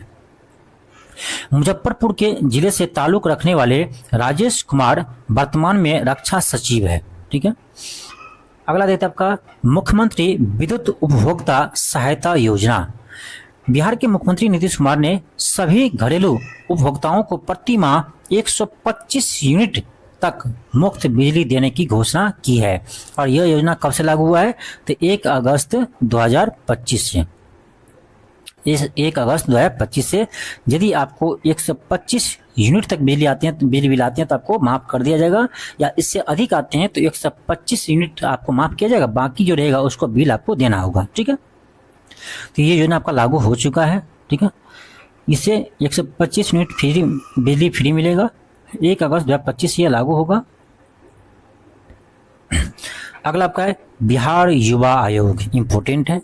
पहली बार देश का ऐसा पहला राज्य बना है जहां पर युवा आयोग होगा, ठीक है। तो ये देश का पहला राज्य है जो युवा आयोग बनाने जा रहा है। तो बिहार मंत्रिमंडल ने बिहार युवा आयोग की स्थापना की मंजूरी दिया है। बिहार युवा आयोग में 1 अध्यक्ष, 2 उपाध्यक्ष और 7 सदस्य होंगे। तो टोटल सदस्य कितना हो जाएगा, 1 + 2 + 7 यानी 7 2 9 1 10। तो यदि आपसे प्रश्न पूछेगा कि बिहार युवा आयोग में कितने कुल सदस्य होंगे, तो 10 कुल सदस्य होंगे। और आयोग के सदस्य की अधिकतम आयु 45 वर्ष है, यानी 45 वर्ष से अधिक आयु वाले इसमें यह नहीं रहेगा सदस्य, ठीक है।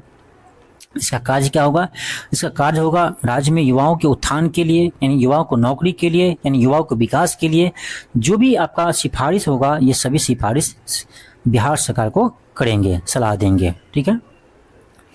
अगला आपका है 10वीं जूनियर राष्ट्रीय रग्बी 7S चैंपियनशिप। बिहार के लड़के और लड़कियों की टीमों ने 10वीं जूनियर राष्ट्रीय रग्बी 7S चैंपियनशिप 2025 जीते हैं। बिहार ने फाइनल में उड़ीसा को हराकर ये 10वीं जूनियर राष्ट्रीय रग्बी चैंपियंस के अंडर 18 लड़कों के खिताब जीते हैं।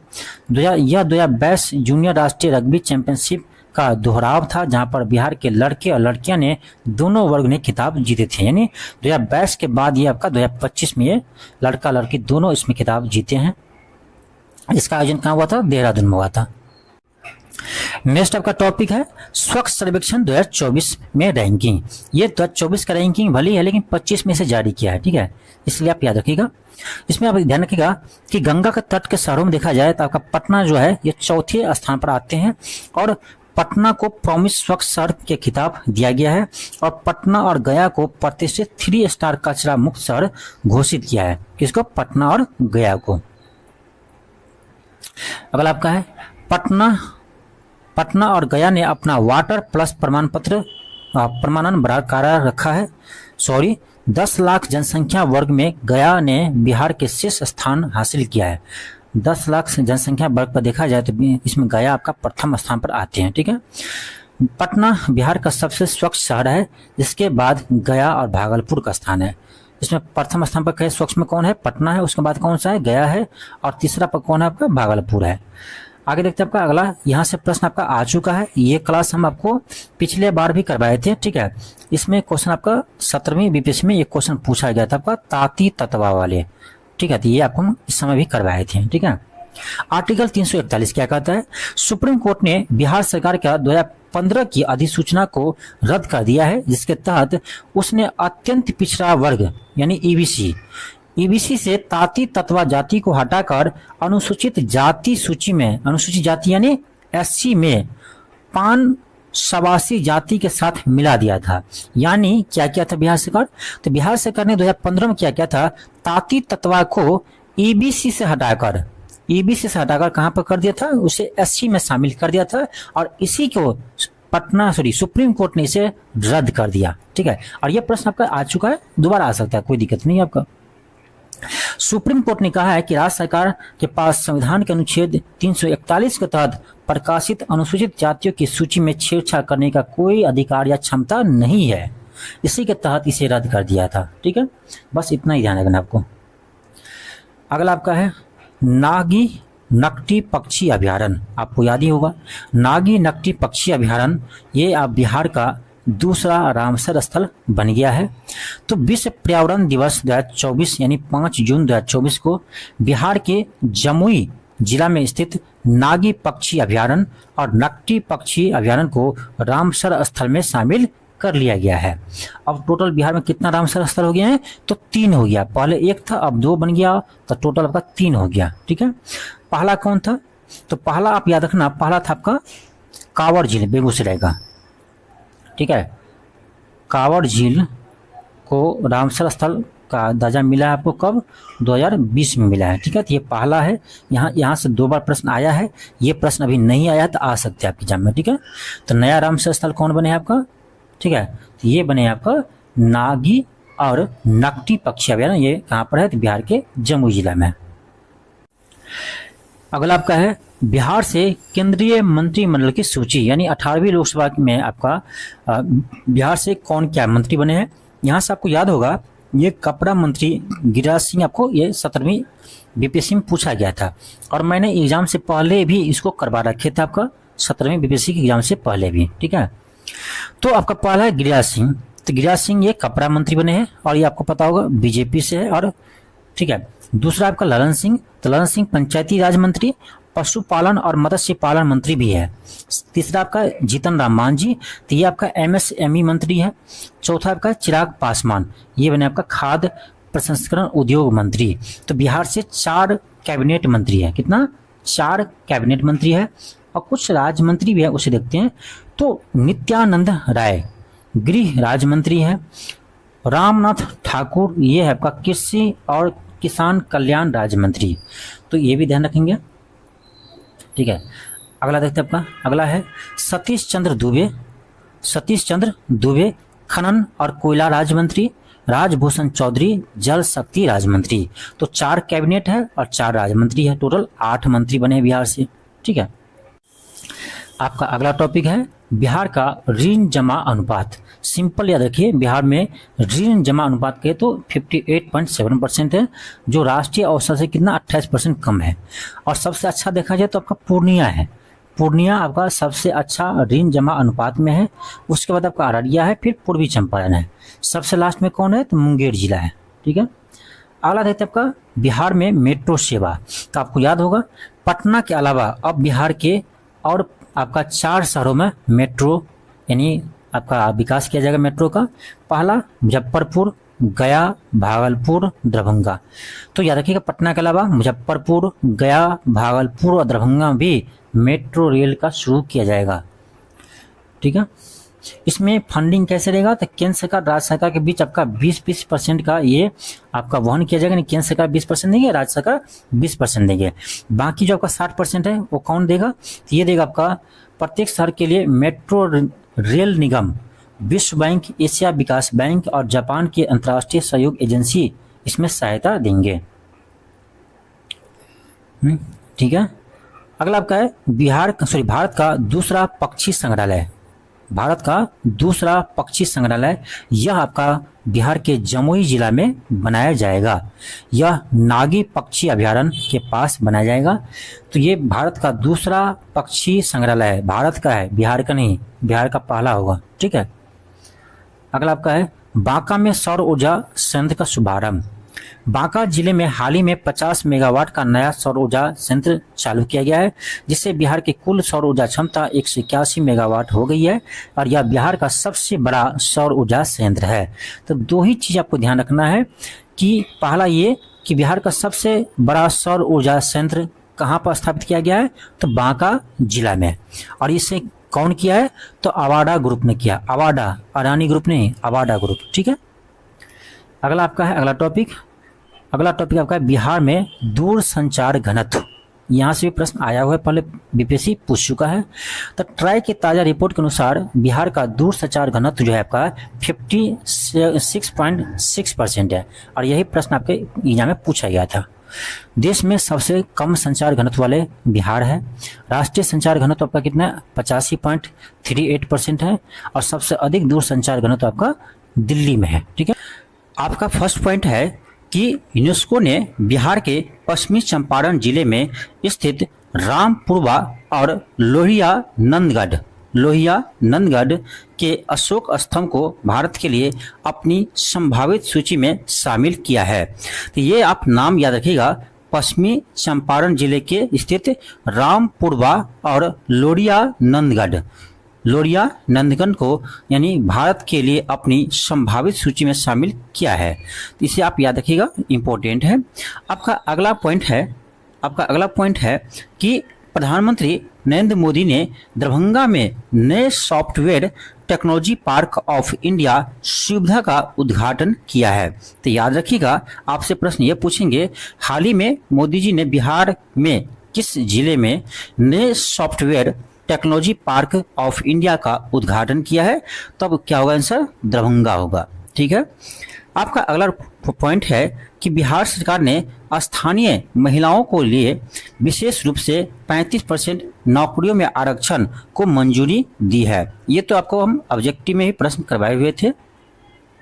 आपका अगला पॉइंट है कि भारत निर्वाचन आयोग ने नीतू चंद्रा और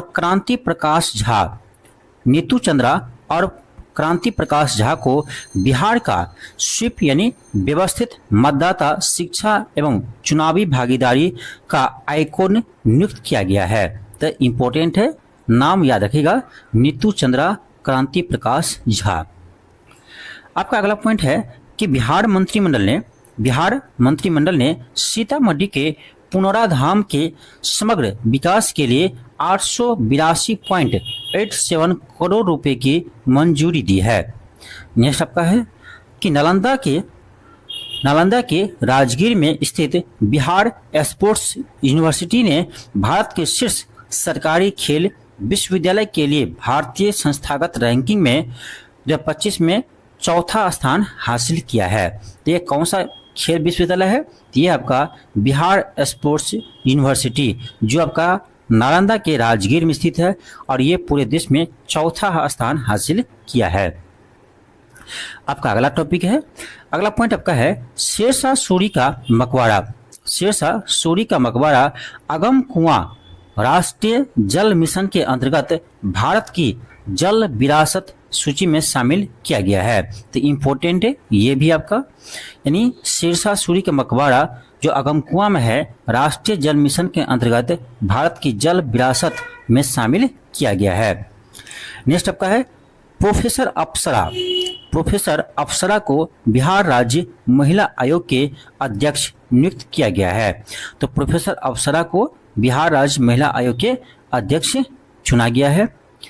आपका अगला है केंद्रीय रेल मंत्री अश्विनी वैष्णव ने बिहार के मुंगेर जिले में जमालपुर रेल इंजन के कारखाने में वैगन आवधिक ओवरहोडिंग क्षमता बढ़ाने के लिए एक परियोजना की आधारशिला रखी है।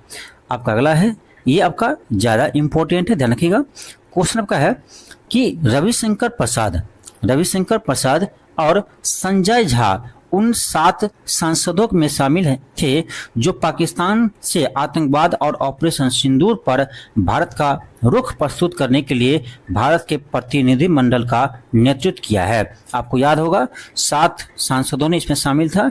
इसमें कर आपका बिहार के भी 2 सांसद शामिल है, रविशंकर प्रसाद और संजय झा। इस 2 नाम को आप याद रखेंगे। आपका अगला पॉइंट है कि अर्थशास्त्री सचिन चतुर्वेदी ने नालंदा विश्वविद्यालय के नए कुलपति का पदभार संभाला है। ये भी आपको ऑब्जेक्टिव में करवाए हुए थे। तो बस इतना ध्यान रखना है कि जो सचिन चतुर्वेदी नालंदा विश्वविद्यालय के नए कुलपति बने हैं वो क्या है, तो वो एक अर्थशास्त्री है। ये भी क्वेश्चन आपसे पूछ सकता है, ठीक है। आपका अगला आपका पॉइंट है वित्तीय वर्ष 2024-25 में प्रधानमंत्री सूक्ष्म खाद्य प्रसंस्करण उद्योग और औपचारिकरण योजना को लागू करने के लिए बिहार ने देश में पहला स्थान हासिल किया है। और ये प्रश्न आपका हाल ही में बीपीएससी में पूछा गया है। अभी आपका बीपीएससी के बहुत सारे एग्जाम हुआ है, तो उस एग्जाम में आपका ये प्रश्न पूछा गया था, तो याद रखिएगा, इम्पोर्टेंट है। आपका अगला पॉइंट है कि प्रधानमंत्री रोजगार सृजन कार्यक्रम योजना के तहत बिहार ने देश भर में 3रा स्थान हासिल किया है। तो याद रखिएगा प्रधानमंत्री रोजगार सृजन कार्यक्रम, ठीक है, सृजन कार्यक्रम योजना के में आपका पूरे देश में बिहार 3रा स्थान हासिल किए हैं। जम्मू कश्मीर इसमें पहले स्थान पर है और तमिलनाडु इसमें दूसरे स्थान पर आते हैं और बिहार तीसरे स्थान पर है। तो इम्पोर्टेंट है, याद रखिएगा। चलिए आगे बढ़ते हैं। आपका अगला पॉइंट है कि बिहार सरकार ने पूर्वी चंपारण जिले के मधुवन गांव को नगर पंचायत बनाने के साथ बिहार के 262वें शहरी स्थानीय निकाय के गठन की घोषणा की है। और हाल ही में ध्यान रखिएगा आप, ये जो आपका है मधुवन गांव नगर पंचायत, ये आपका बिहार राज्य का 262वें शहरी स्थानीय निकाय बना है। कहाँ पर है? ये आपका पूर्वी चंपारण में। ये ऑब्जेक्टिव प्रश्न में हम करवाए हुए थे। आपका अगला पॉइंट है कि बिहार कृषि विश्वविद्यालय साबोर ने पूर्णिया में जैविक मखाना खेती कार्यक्रम शुरू किया है। याद रखिएगा बिहार कृषि विश्वविद्यालय साबोर ने पूर्णिया में, कहाँ पर? पूर्णिया में जैविक मखाना खेती कार्यक्रम शुरू किया है। अगला है सिवान के सिरकलपुर गांव के रहने वाले एयर मार्शल नर्मदेश्वर तिवारी को भारतीय वायुसेना का उप प्रमुख नियुक्त किए हैं। आपका अगला है आईपीएस देवेन देवेन भारती को मुंबई पुलिस का नया कमिश्नर नियुक्त किया गया है। वे बिहार के दरभंगा के निवासी है। तो आपसे प्रश्न पूछे जाएंगे कि हाल ही में मुंबई पुलिस का जो नया कमिश्नर नियुक्त किया है देवेन भारती, वो बिहार के किस जिला से संबंधित है या किस जिला के निवासी है? तब याद रखिएगा दरभंगा। आगे बढ़ते आपका अगला पॉइंट है। आपका अगला पॉइंट है बिहार सरकार ने नालंदा में एक नई शूटिंग रेंज बनाने का फैसला किया है। कहां पर? नालंदा में। अगला पॉइंट है बिहार के मधुबनी के सौराष्ट्र गांव में हर साल सदियों पुराना वैवाहिक सम्मेलन सौराष्ट्र सभा का आयोजन किया जाता है। यानी इसको बोलते हैं सौराष्ट्र मेला भी। सौराष्ट्र मेला आपका कहाँ लगते हैं? कि ये आपका मधुबनी में एक झंझारपुर स्थान है, वो झंझारपुर में लगते हैं। ठीक है, आगे बढ़ते हैं। आपका अगला है गया का नाम बदलकर गया जी कर दिया गया है। कौन किया है? तो बिहार का मंत्रिमंडल। ठीक है, बिहार मंत्रिमंडल ने गया का नाम बदलकर गया जी करने का फैसला किया है। अगला है आपका बिहार के मुंगेर जिले के जमालपुर में स्थित भारतीय रेल मैकेनिकल और इलेक्ट्रॉनिकल इंजीनियरिंग संस्थान को उत्कृष्टता केंद्र के रूप में विकसित किया जाएगा। अगला आपका है कि बिहार के मुख्यमंत्री ने भोजपुर जिले के आरा में कृषि अभियांत्रिकी महाविश्वविद्यालय की आधारशिला रखी है। इंपॉर्टेंट है। कहाँ पर? तो ध्यान रखिएगा कृषि अभियांत्रिकी महाविद्यालय का आधारशिला कहाँ रखे हैं? तो ये भोजपुर जिला में रखे हैं। ठीक है, आरा में। आपका नेक्स्ट पॉइंट है कि केंद्र सरकार की स्वदेश दर्शन योजना 2.0 के तहत बोध गया में 165 करोड़ रुपए की लागत से बौद्ध ध्यान एवं अनुभव केंद्र का निर्माण किया जाएगा। यहाँ पर आपको ये याद रखना है कि स्वदेशी दर्शन योजना 2.0 के तहत बिहार में कहाँ पर बौद्ध ध्यान एवं अनुभव केंद्र का निर्माण किया जाएगा? तो याद रखिएगा बोध गया में। ऐसे भी बुद्ध भगवान के नाम पर है तो बोध गया आपको याद रहेगा ही। ठीक है, आपका अगला है नासा की वेबसाइट में खामी ढूंढने वाले समस्तीपुर के 17 वर्षीय एथिकल हाइकर रामजी राज को नासा के हॉल ऑफ फेम में शामिल किया गया है। तो आपसे प्रश्न ये पूछेंगे हाल ही में बिहार के किस व्यक्ति को बिहार के किस बालक को नासा के हॉल ऑफ फेम में शामिल किया गया है? तो याद रखना ये 17 वर्षीय है, मात्र 17 साल के हैं और ये बिहार के समस्तीपुर के हैं। ठीक है, एथिकल हाइकर रामजी राज, क्या नाम है? रामजी राज, ये नासा के हॉल ऑफ फेम में शामिल किया गया है। आगे बढ़ते हैं। आपका अगला पॉइंट है कि पुरुष एशिया कप हॉकी 2025 बिहार के राजगीर में नव विकसित स्पोर्ट्स कॉन्क्लेव्स में 29 अगस्त से 7 सितंबर तक खेला जाएगा। कहाँ पर हुआ है?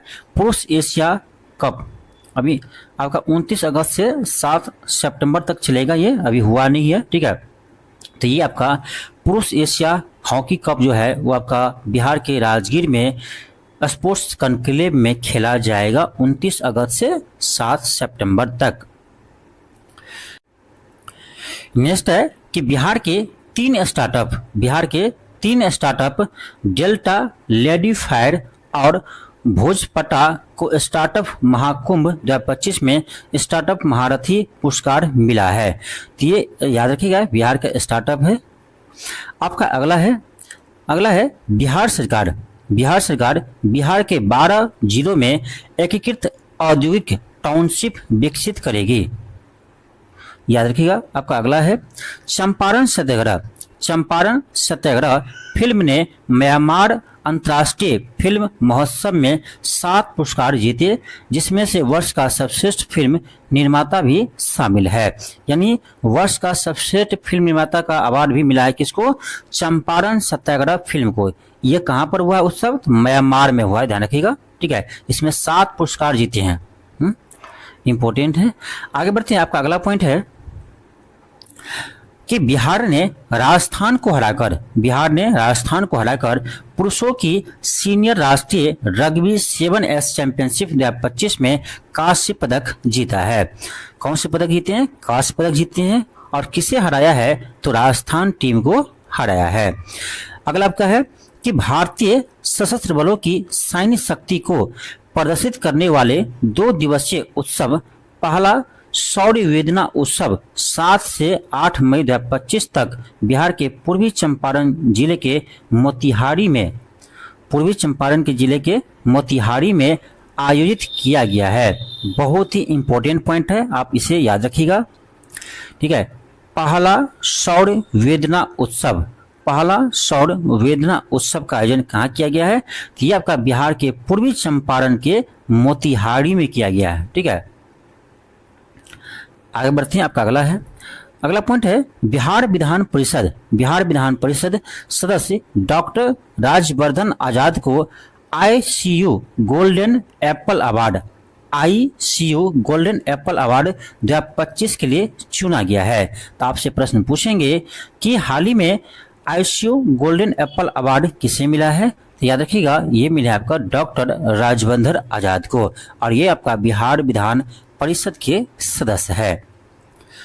आगे बढ़ते हैं। आपका अगला पॉइंट है कि शाश्वत मिथिला महोत्सव 2025 गांधीनगर गुजरात में आयोजित किया गया है।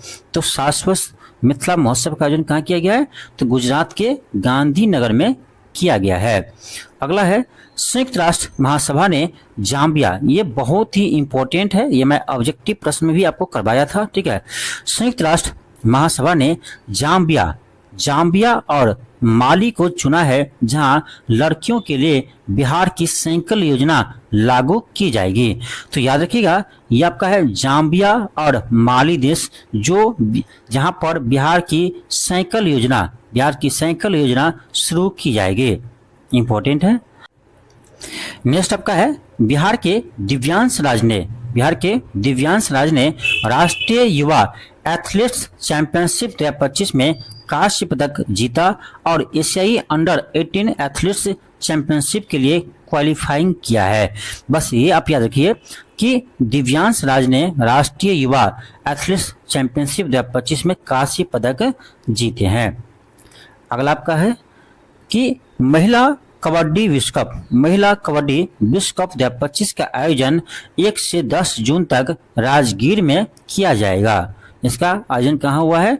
तो 1 से 10 जून राजगीर में हुआ है। ठीक है, अगला आपका है नालंदा की किसान उद्यमी अनिता देवी ने अंतर्राष्ट्रीय महिला दिवस पर PM मोदी के सोशल मीडिया अकाउंट को संभाला है। बहुत ही इंपॉर्टेंट है, याद रखिएगा। क्या नाम है? तो अनिता देवी।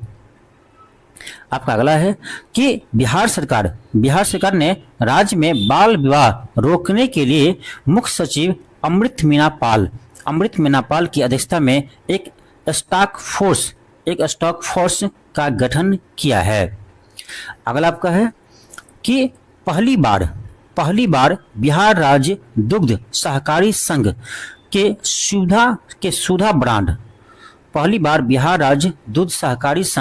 के सुधा ब्रांड के डेयरी उत्पादकों को भारत के सीमाओं से बाहर संयुक्त राज्य अमेरिका और कनाडा तक निर्यात किया जाएगा। बहुत ही इंपॉर्टेंट है, पहली बार बिहार राज्य के दूध सहकारी संघ के सुधा ब्रांड के डेयरी उत्पादों को कहाँ निर्यात किया जाएगा? तो अमेरिका और कनाडा निर्यात किया जाएगा। आपका अगला पॉइंट है कि मधुबनी के रहने वाले महेंद्र मंगलिया को मैथिली भाषा में उनकी कृति प्रबंध संग्रह के लिए साहित्य अकादमी पुरस्कार 2024 से सम्मानित किया गया है। नेक्स्ट आपका है कि बिहार के मुख्यमंत्री नीतीश कुमार ने नालंदा के राजगीर के जू सफारी में वर्ल्ड एवियरी पक्षीशाला का उद्घाटन किया है। तो पक्षीशाला का उद्घाटन कहाँ किए हैं? तो नालंदा के राजगीर में। नेक्स्ट आपका है कि संपन्न करा विश्व कप पुरुष और महिला 18 मार्च से 26 मार्च तक पटना के कंकड़बाग स्थित पाटलिपुत्र स्पोर्ट्स कॉन्क्लेव में आयोजित किया गया है। आपका अगला है कि सोनपुर में बाबा हरिहर नाथ मंदिर कॉरिडोर को वाराणसी के काशी विश्वनाथ कॉरिडोर के तर्ज पर विकसित किया जाएगा। तो याद रखिएगा, सोनपुर के बाबा हरिहर नाथ मंदिर कॉरिडोर को वाराणसी के काशी विश्वनाथ कॉरिडोर के तर्ज पर विकसित किया जाएगा। नेक्स्ट आपका आपका अगला है प्रधानमंत्री नरेंद्र मोदी ने 24 फरवरी 2025 को भागलपुर से, ये इंपॉर्टेंट है याद रखना, भागलपुर से प्रधानमंत्री किसान सम्मान निधि की 19वीं किस्त वितरित की है। तो आपसे प्रश्न ये पूछेंगे कि प्रधानमंत्री मोदी जी ने हाल ही में आपका बिहार के किस जिले से प्रधानमंत्री किसान सम्मान निधि की 19वीं किस्त जारी की है? तो ये भागलपुर से किया है। इंपॉर्टेंट है, याद रखिएगा। आपका अगला पॉइंट है कि प्रधानमंत्री नरेंद्र मोदी ने मोतिहारी में स्वदेशी नस्ल के पशुओं के लिए उत्कृष्टता केंद्र और बरौनी में दूध उत्पादन संयंत्र का उद्घाटन किया है। तो यहाँ पर आपका 2 प्रश्न बनेंगे। पहला आपको याद रखना है कि प्रधानमंत्री मोदी जी ने बिहार के कहाँ से, यानी किस शहर से स्वदेशी नस्ल के पशुओं के लिए उत्कृष्टता केंद्र का उद्घाटन किया है? तो ये क्या आपका मोतिहारी में, ठीक है। कहाँ पर किया है? मोतिहारी में स्वदेशी नस्ल पशुओं के लिए उत्कृष्टता केंद्र कहाँ पर स्थापित किया गया है? मोतिहारी में। और बरौनी में जो है वो दूध उत्पादन संयंत्र का उद्घाटन किया है। आपका अगला है कि बक्सर में बिस्मिल्लाह खान संगीत महाविद्यालय की स्थापना की जाएगी। तो याद रखिएगा कि बिस्मिल्लाह खां संगीत महाविद्यालय की स्थापना कहाँ की जाएगी? तो बक्सर में। अगला है कलरव महोत्सव 2025 बिहार राज्य का पक्षी महोत्सव जमुई जिले में नागी पक्षी अभ्यारण्य में आयोजित किया गया था। तो याद रखना आपको कि कलरव महोत्सव का आयोजन कहाँ किया गया? तो ये किया गया आपका जमुई जिले के नागी पक्षी अभ्यारण्य में, ठीक है। अगला आपका है बिहार का पहला पर्यटन पार्क भागलपुर के सुल्तानगंज में गंगा नदी के किनारे बनाया जाएगा। ये प्रश्न मैं ऑब्जेक्टिव में भी करवाया था आपको, ठीक है। तो याद रखना, बिहार का पहला पर्यटन पार्क भागलपुर के सुल्तानगंज में गंगा नदी के किनारे बनाया जाएगा। इंपॉर्टेंट है। आपका अगला है कि बिहार का पहला घड़ियाल अभ्यारण्य गोपालगंज के गंडक नदी पर बनाया जाएगा। बिहार का पहला घड़ियाल अभ्यारण्य गोपालगंज के गंडक नदी पर बनाया जाएगा। अगला है सुमित्रा शाह प्रसाद जिन्हें रानी शाह के नाम से भी जाना जाता है, आरा की 60 वर्षीय महिला है जो नागरिकता संशोधन अधिनियम 2019 के तहत नागरिकता प्राप्त करने वाली बिहार की पहली व्यक्ति बनी है। तो याद रखिएगा, इंपॉर्टेंट है। और इसे हमने ऑब्जेक्टिव प्रश्न भी शामिल किया था। इससे हमने ऑब्जेक्टिव प्रश्न भी यहाँ से बनाए थे और यहाँ से भी आपका ऑब्जेक्टिव प्रश्न हम बनाए थे, जो आपको पिछले क्लास में करवा रखे हैं। इससे भी आप जरूर देखिएगा, जिसमें आपको 200 प्लस आपका ऑब्जेक्टिव प्रश्न करवाए हैं। 200 प्लस बहुत ही महत्वपूर्ण प्रश्न है, तो इस क्लास को भी देखिएगा, ठीक है। आपका अगला पॉइंट है कि बिहार के उन तीन जिलों पूर्णिया, जमुई और पूर्वी चंपारण में नए तारामंडल बनाए जाएंगे। तो बिहार के कौन से 3 जिले में नए तारामंडल बनेगा? तो पूर्णिया, जमुई, पूर्वी चंपारण में नए तारामंडल का निर्माण किया जाएगा। आगे बढ़ते हैं। आपका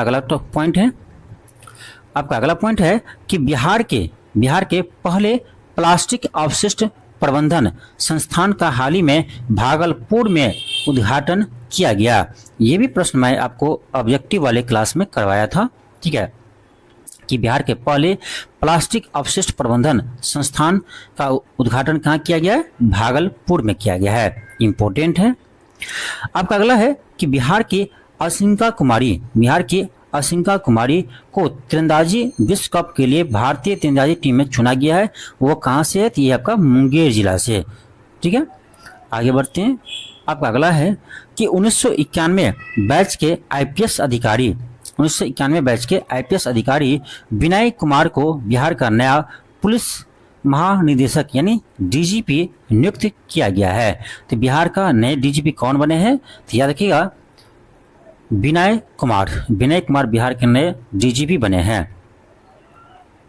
आपका अगला है कि बिहार को उसके जलवायु अनुकूल कृषि कार्यक्रम के लिए इंडिया वाटर फाउंडेशन का वाटर ट्रांसवर्सिलिटी ग्लोबल अवार्ड मिला है। आगे बढ़ते हैं। आपका अगला है कि प्रधानमंत्री ने बिहार के दरभंगा में 1264 करोड़ रुपए की लागत से बनने वाले अखिल भारतीय आयुर्वेद संस्थान यानी एम्स की आधारशिला रखी है और यह बिहार का दूसरा एम्स होगा। क्या होगा? यह बिहार का दूसरा एम्स होगा। आपके लिए मेरा एक प्रश्न है कि ये जब का बिहार का दूसरा एम्स आपका दरभंगा में जो स्थापित किया जा रहा है वो दरभंगा में किस स्थान पर किया जा रहा है? आइए मैं आपको करेंट अफेयर क्लास में बताया हूँ। यदि मेरा क्लास आप देखते होंगे तो ये मैं बताया हूँ कि बिहार के दरभंगा जिले में किस स्थान पर एम्स बनाया जा रहा है। तो उस स्थान का नाम आप कमेंट बॉक्स में मुझे बताइएगा। अगला आपका पॉइंट है सीतामढ़ी निवासी कवयित्री प्रीति सुमन को दिल्ली में राष्ट्रीय गौरव सम्मान से सम्मानित किया गया है। तो आपसे प्रश्न ये पूछेंगे कि बिहार के किस कवयित्री को राष्ट्रीय गौरव से सम्मानित किया गया है? तो प्रीति सुमन को। कहाँ से है? सीतामढ़ी के निवासी है। अगला आपका है कि प्रोफेसर आनंद सिंह की पुस्तक नालंदा एक गौरवशाली अतीत का बिहार संग्रहालय में विमोचन किया गया है। तो बस इस बुक का आप नाम याद रखिएगा क्योंकि बीपीएससी एग्जाम में एक बुक का नाम भी पूछते हैं, आपका नया बुक का नाम पूछते हैं आपसे। तो याद रखना कि नालंदा एक गौरवशाली अतीत, इसके लेखक कौन है? इसके लेखक है प्रोफेसर आनंद सिंह। आपका अगला पॉइंट है कि बिहार का पहला सड़क प्रशिक्षण एवं अनुसंधान संस्थान मोकामा में बनेगा। ये भी इम्पोर्टेंट है। बिहार का पहला सड़क प्रशिक्षण एवं अनुसंधान संस्थान कहाँ बनेगा? मोकामा में।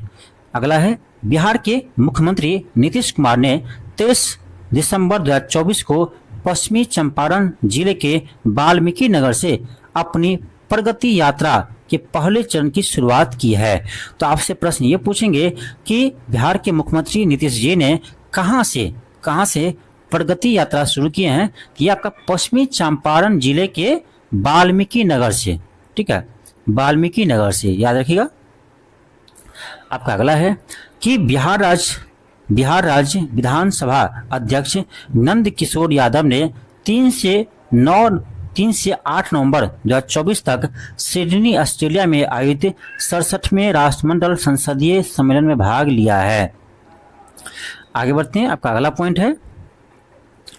अगला पॉइंट है कि बिहार के मुख्यमंत्री नीतीश कुमार ने पटना के गांधी मैदान में एग्रो बिहार 2024 का उद्घाटन किया है। नेक्स्ट आपका है यू विन पोर्टल के माध्यम से शिशुओं और गर्भवती महिलाओं को टीकाकरण के लिए बिहार को भारत में प्रथम स्थान दिया गया है। तो याद रखिएगा, इंपॉर्टेंट है आपको कि आपसे प्रश्न पूछा जाएगा कि शिशुओं और गर्भवती महिलाओं के टीकाकरण में बिहार भारत में कौन से स्थान पर है? तो प्रथम स्थान पर है।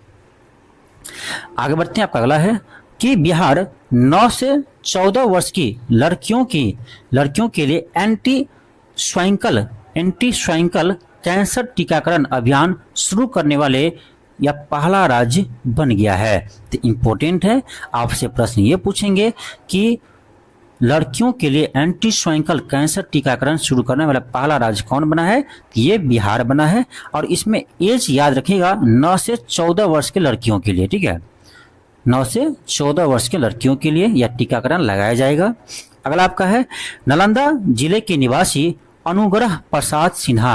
अनुग्रह प्रसाद सिन्हा पंजाब के नए मुख्य सचिव बने हैं। पंजाब के नए मुख्य सचिव बने हैं।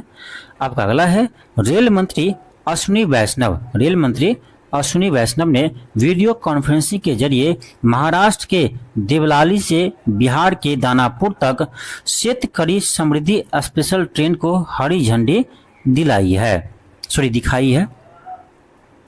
आपका अगला है कि बिहार देश में मक्का का तीसरा सबसे बड़ा उत्पादक राज्य है, जो देश के कुल मक्का उत्पादन का लगभग 11% उत्पादन करता है। तो याद रखिएगा, ये नया डाटा है आपका। मक्का उत्पादन में पूरे देश में बिहार जो है वो तीसरे स्थान पर है और पूरे देश का 11% आपका मक्का का उत्पादन बिहार करता है। आपका अगला क्वेश्चन है कि भोजपुर निवासी मनोज कुमार दुबे को 5 साल के लिए भारतीय रेलवे वित्तीय निगम का सीईओ यानी अध्यक्ष और प्रबंधन निदेशक नियुक्त किया गया है। ये कहाँ के है? भोजपुर जिले के है। आपका अगला पॉइंट आपका है जमुई जिले में बिहार झारखंड सीमा रेखा के पास में चकाई प्रखंड क्षेत्र के प्रजा भलुआ गांव में एशिया का सबसे बड़ी इथेनॉल फैक्ट्री बनाई जा रही है। ये आपको मैं पहले भी करवाया हूँ ऑब्जेक्टिव क्वेश्चन में, ठीक है। हाल ही में आपको जो कल मैं मैराथन क्लास करवाया हूँ आपका बिहार करेंट अफेयर का, तो उसमें भी मैं इस क्वेश्चन को शामिल किया था, ठीक है।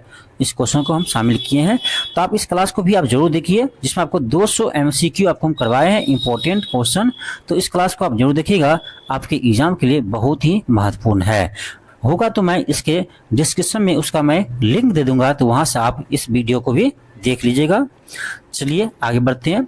आपका अगला पॉइंट है कि भारत सरकार के आंकड़ों के अनुसार महिलाओं के लिए नए गर्भ निरोधक अपनाने में असम के बाद बिहार दूसरे स्थान पर है।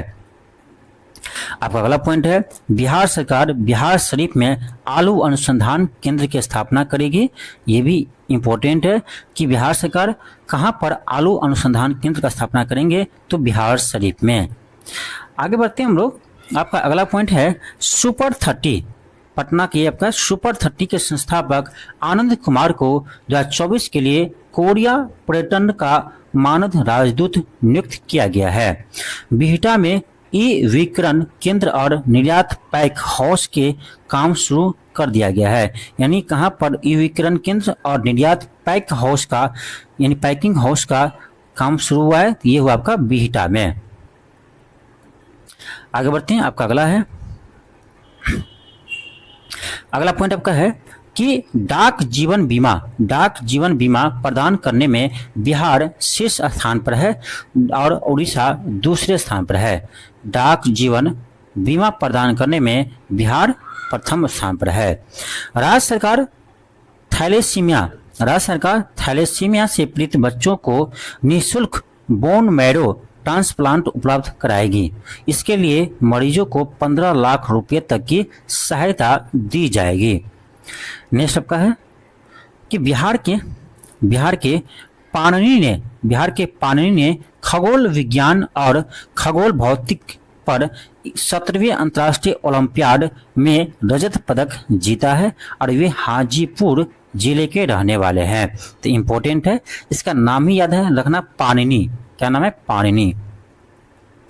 आपका अगला क्वेश्चन है कि बिहार की महिला तैराक कत्यानी सिंह ने बैंकॉक में आयोजित एशिया ओपन स्कूल आमंत्रण एथलेटिक्स चैंपियनशिप में 2 रजत पदक और 1 कांस्य पदक जीता है। तो याद रखिएगा, इसका भी नाम कत्यानी सिंह।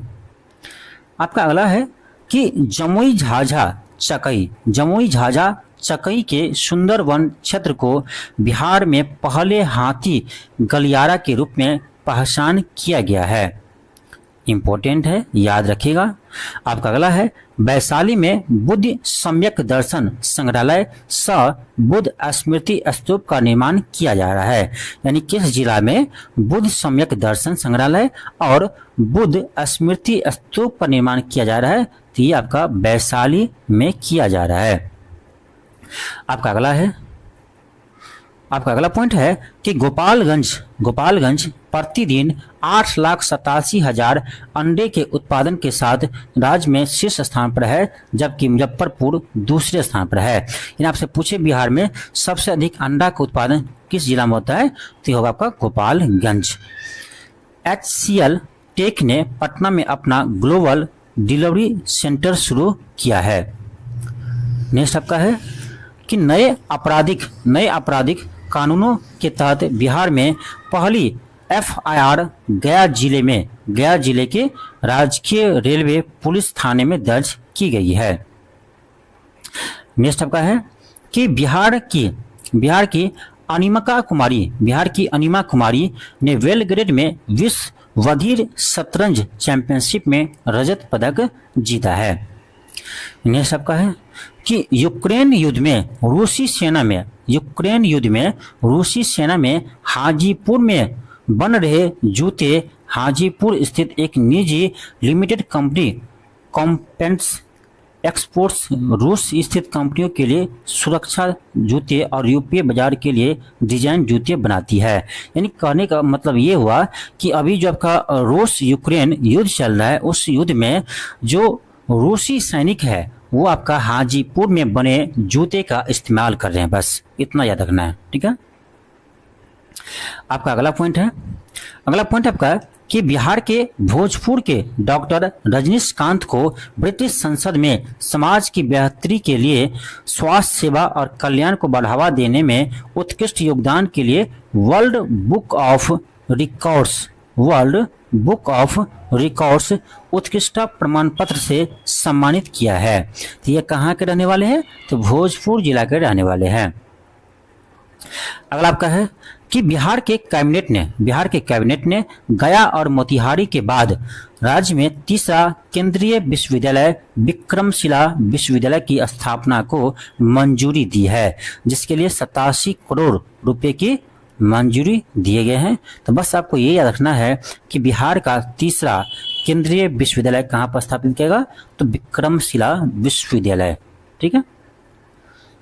अब अगला है कि नीति आयोग द्वारा हाल ही में जारी नवीनतम SDG रैंकिंग में बिहार ने स्वच्छ जल और स्वच्छता यानी लक्ष्य 6 SDG का लक्ष्य 6 में उपलब्ध कराने में देश में तीसरा स्थान हासिल किया है। प्रथम पे गोवा है, दूसरा पर हिमाचल प्रदेश है। तो इम्पोर्टेंट है, याद रखिएगा। आपका अगला पॉइंट है कि बिहार में पहली बार ट्रांसजेंडर समुदाय के 3 लोग सब इंस्पेक्टर बने हैं, यानी ट्रांसजेंडर समुदाय के 3 लोग सब इंस्पेक्टर बने हैं। इसमें सीतामढ़ी से मधु मानवी कश्यप है, दूसरा आपका रोहित झा है और मुजफ्फरपुर से बंटी कुमार, ठीक है। और ये प्रश्न आपका 17वीं बीपीएससी में पूछा गया है कि बिहार के पहले ट्रांसजेंडर यानी ऐसे कौन बने हैं, तो उसमें ऑप्शन के अकॉर्डिंग देखा जाए तो उसमें था मधु और कश्यप, ठीक है। ये ऑप्शन दिया हुआ था और ये मैं आपके 17वीं बीपीएससी एग्जाम से पहले भी करवाया था, ठीक है। आपका अगला है कि लार्सन एंड ट्रूबो ने बिहार के लखीसराय जिले में 185 मेगावाट के सोलर प्लांट का ठेका हासिल किया है। यानी जो आपका लखीसराय में है वो वहाँ पर कितने मेगावाट का बनेगा सोलर प्लांट, 185 मेगावाट का। कौन सा कंपनी बना रहा है, तो लार्सन एंड ट्रूबो। अगला आपका है पटना संग्रहालय में बिहार की पहली पूरा अवशेष संरक्षण प्रयोगशाला का उद्घाटन किया गया है। नेक्स्ट आपका है कि बिहार में पहली बार मछलियों का डीएनए परीक्षण मुजफ्फरपुर के बाबा साहेब भीमराव अंबेडकर बिहार विश्वविद्यालय में किया जाएगा। यानी अब मछली का भी डीएनए का परीक्षण किया जाएगा, कहाँ पर, तो ये आपका मुजफ्फरपुर में किया जाएगा और ये बाबा साहेब भीमराव अंबेडकर विश्वविद्यालय में। नेक्स्ट आपका है कि बिहार के सभी प्रखंडों में कालाजार का उन्मूलन हो चुका है। यदि आपसे पूछे कि बिहार में किस रोग का उन्मूलन हुआ है, तो कालाजार के मरीजों की संख्या प्रति 1000 आबादी पर 1 मरीज से भी कम हो गई है। यानी कह सकते हैं कि बिहार में कालाजार का उन्मूलन हो चुका है। आपका नेक्स्ट है कि एपीजे अब्दुल कलाम विज्ञान शहर पटना में बनाया जा रहा है। एपीजे अब्दुल कलाम विज्ञान शहर पटना में बनाया जा रहा है और यह पूरा होने के बाद एशिया का सबसे बड़ा विज्ञान शहर होगा। ठीक है, याद रखिएगा। अगला है broken broken promise cost crime and politics in Bihar. यह पुस्तक कौन लिखा है? तो मृत्युंजय शर्मा लिखे हैं। ठीक है, पुस्तक का नाम आप जरूर याद रखिएगा। जितने भी आपका नया पुस्तक है खास करके बिहार से तो आपके एग्जाम में आते हैं तो याद रखिएगा, broken promise cost crime and politics in Bihar के लेखक कौन है? मृत्युंजय शर्मा है। अगला आपका है कि शाहकुंड भागलपुर में जर्दालू आम के लिए उत्कृष्टता केंद्र बनाया जाएगा। आपको पता ही होगा जर्दालू आम को जीआई टैग मिला हुआ है पहले से। ठीक है, नेक्स्ट आपका है बिहार का पहला हाथी कॉरिडोर किस जिला में बनाया जा रहा है? तो ये आपका जमुई जिला में बनाया जा रहा है। नेक्स्ट आपका है कि बिहार का पहला ड्राई पोर्ट का उद्घाटन कहाँ किया गया है? तो ये आपका बिहटा पटना में किया गया है। नेक्स्ट आपका है कि बिहार का पहला केबल सस्पेंशन ब्रिज किस नदी पर बनाया जा रहा है? तो ये पुनपुन नदी पर बनाया जा रहा है। नेक्स्ट आपका है कि पान के लिए सेंटर ऑफ एक्सीलेंस की स्थापना कहाँ की जाएगी? तो ये आपका बिदपुर वैशाली में की जाएगी।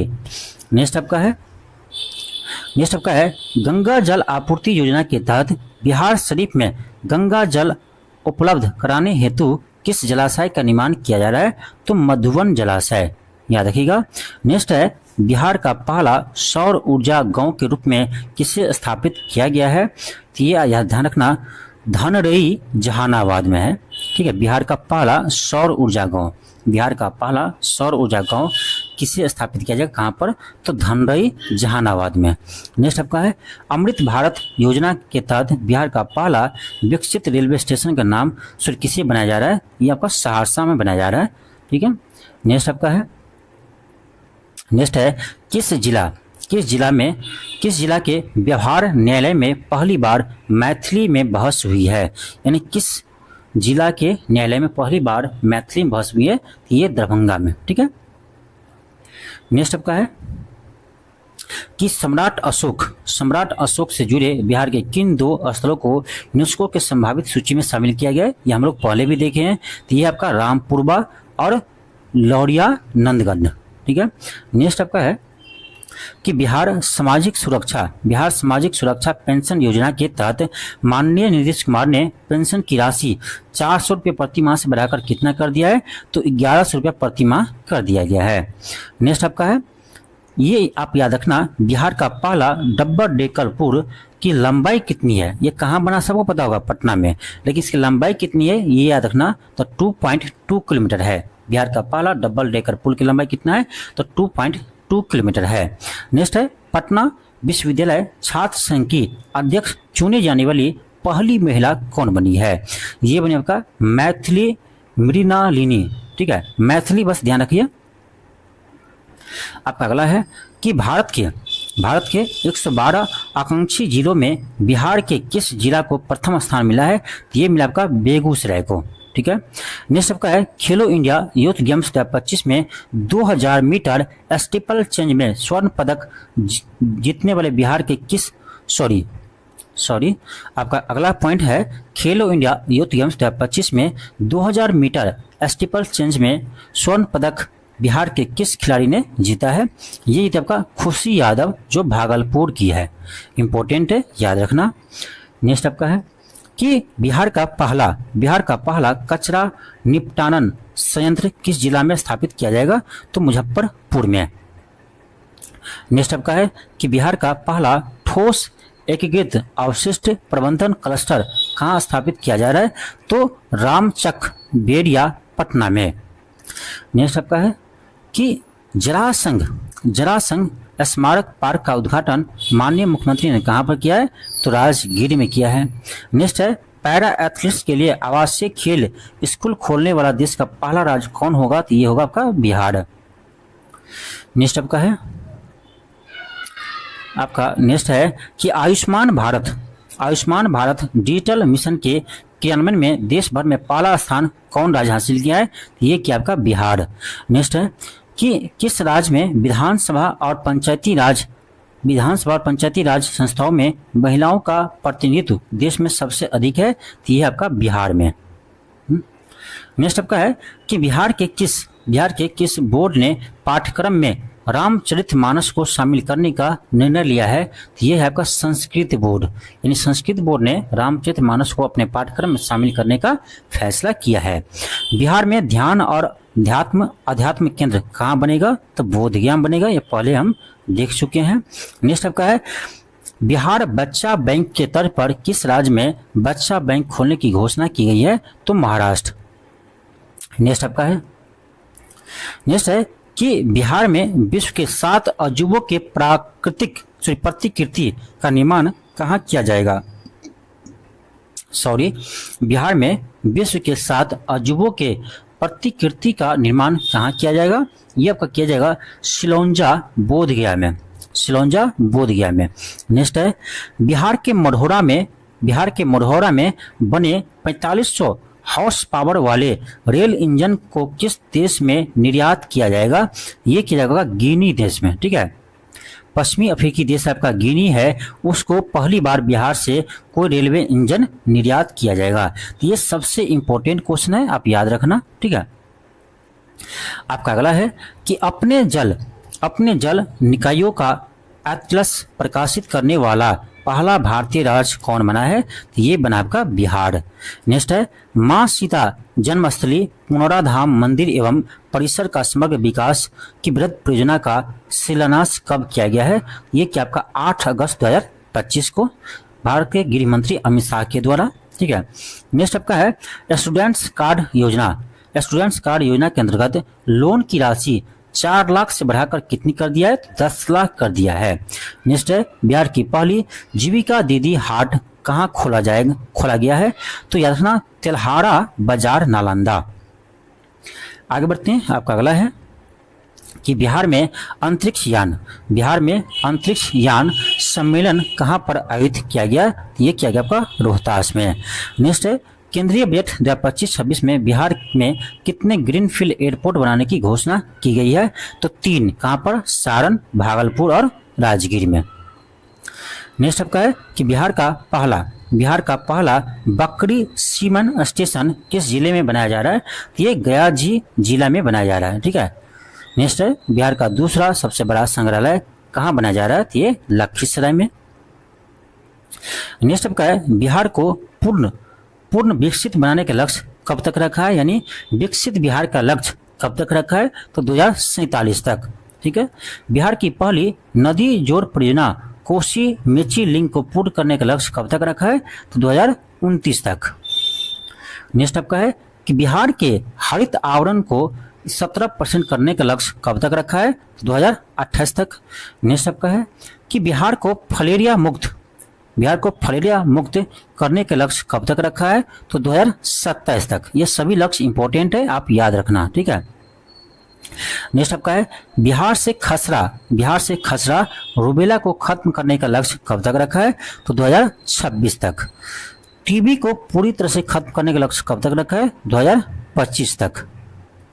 नेक्स्ट आपका है हेपेटाइटिस को पूरी तरह से खत्म करने का लक्ष्य बिहार कब रखा है? तो 2030 तक। 2030 तक हेपेटाइटिस को पूरी तरह से खत्म करने का लक्ष्य रखा है और एड्स को पूरी तरह से समाप्त करने का लक्ष्य रखा आपका 2030 तक। यानी हेपेटाइटिस और एड्स दोनों का लक्ष्य एक ही है। आपका नेक्स्ट है सौर ऊर्जा से लगभग 20% बिजली पाने का लक्ष्य रखा है 2030 तक। ये कुछ आपका महत्वपूर्ण लक्ष्य है, जिसे आप याद रखेंगे, आपके एग्जाम में यहाँ से प्रश्न आते हैं। नेक्स्ट आपका है कि बिहार के सड़क दुर्घटनाओं में 50% तक की कमी लाने का लक्ष्य रखा है 2030 तक और 100% यानी 100% साक्षरता प्राप्त करने का लक्ष्य रखा है 2030 तक। इंपॉर्टेंट है। आपका अगला है उच्च शिक्षा के लिए 50% सकल नामांकन अनुपात हासिल करने का लक्ष्य है 2035 तक। और आपका नेक्स्ट है, और ये क्वेश्चन एक बार आपका बीपीएससी ने पूछा हुआ है पहले से, ठीक है, कि बिहार सरकार शुद्ध शून्य कार्बन उत्सर्जन का लक्ष्य हासिल करने का लक्ष्य रखा है। तो ये देखो, ये पहले आपका 2040 था लक्ष्य, लेकिन इसे आप 2070 कर दिया है, ठीक है। इसे आप ध्यान रखना, शून्य कार्बन उत्सर्जन का लक्ष्य बिहार का कब तक है, 2070 तक है, ठीक है। अब हम देखते हैं कुछ महत्वपूर्ण बुक, ठीक है, जो बिहार से संबंधित है। तो बिहार है त्यार अ जर्नी ऑफ ट्रांसफॉर्मेशन 2005 से 2025, यह किसने लिखा है? ये लिखा आपका नीतीश मिश्रा, जो बिहार में उद्योग मंत्री है, ठीक है, तो याद रखिएगा। अगला आपका है स्ट्रीट वेंडर से ब्यूरोक्रेट, यह आत्मकथा है। ये कौन लिखे? तो मनोज कुमार, ठीक है, मनोज कुमार, और इसका विमोचन बिहार के राज्यपाल के द्वारा किया गया। आपका अगला है सदन में सुशील मोदी, पुस्तक का नाम है सदन में सुशील मोदी, इसके लेखक कौन है? तो डॉक्टर संजय पासवान है, डॉक्टर संजय पासवान लिखे हैं सदन में सुशील मोदी। नेक्स्ट आपका है बिहार की गांधी नीतीश कुमार, ये मैं आपको ऑब्जेक्टिव भी करवाया था।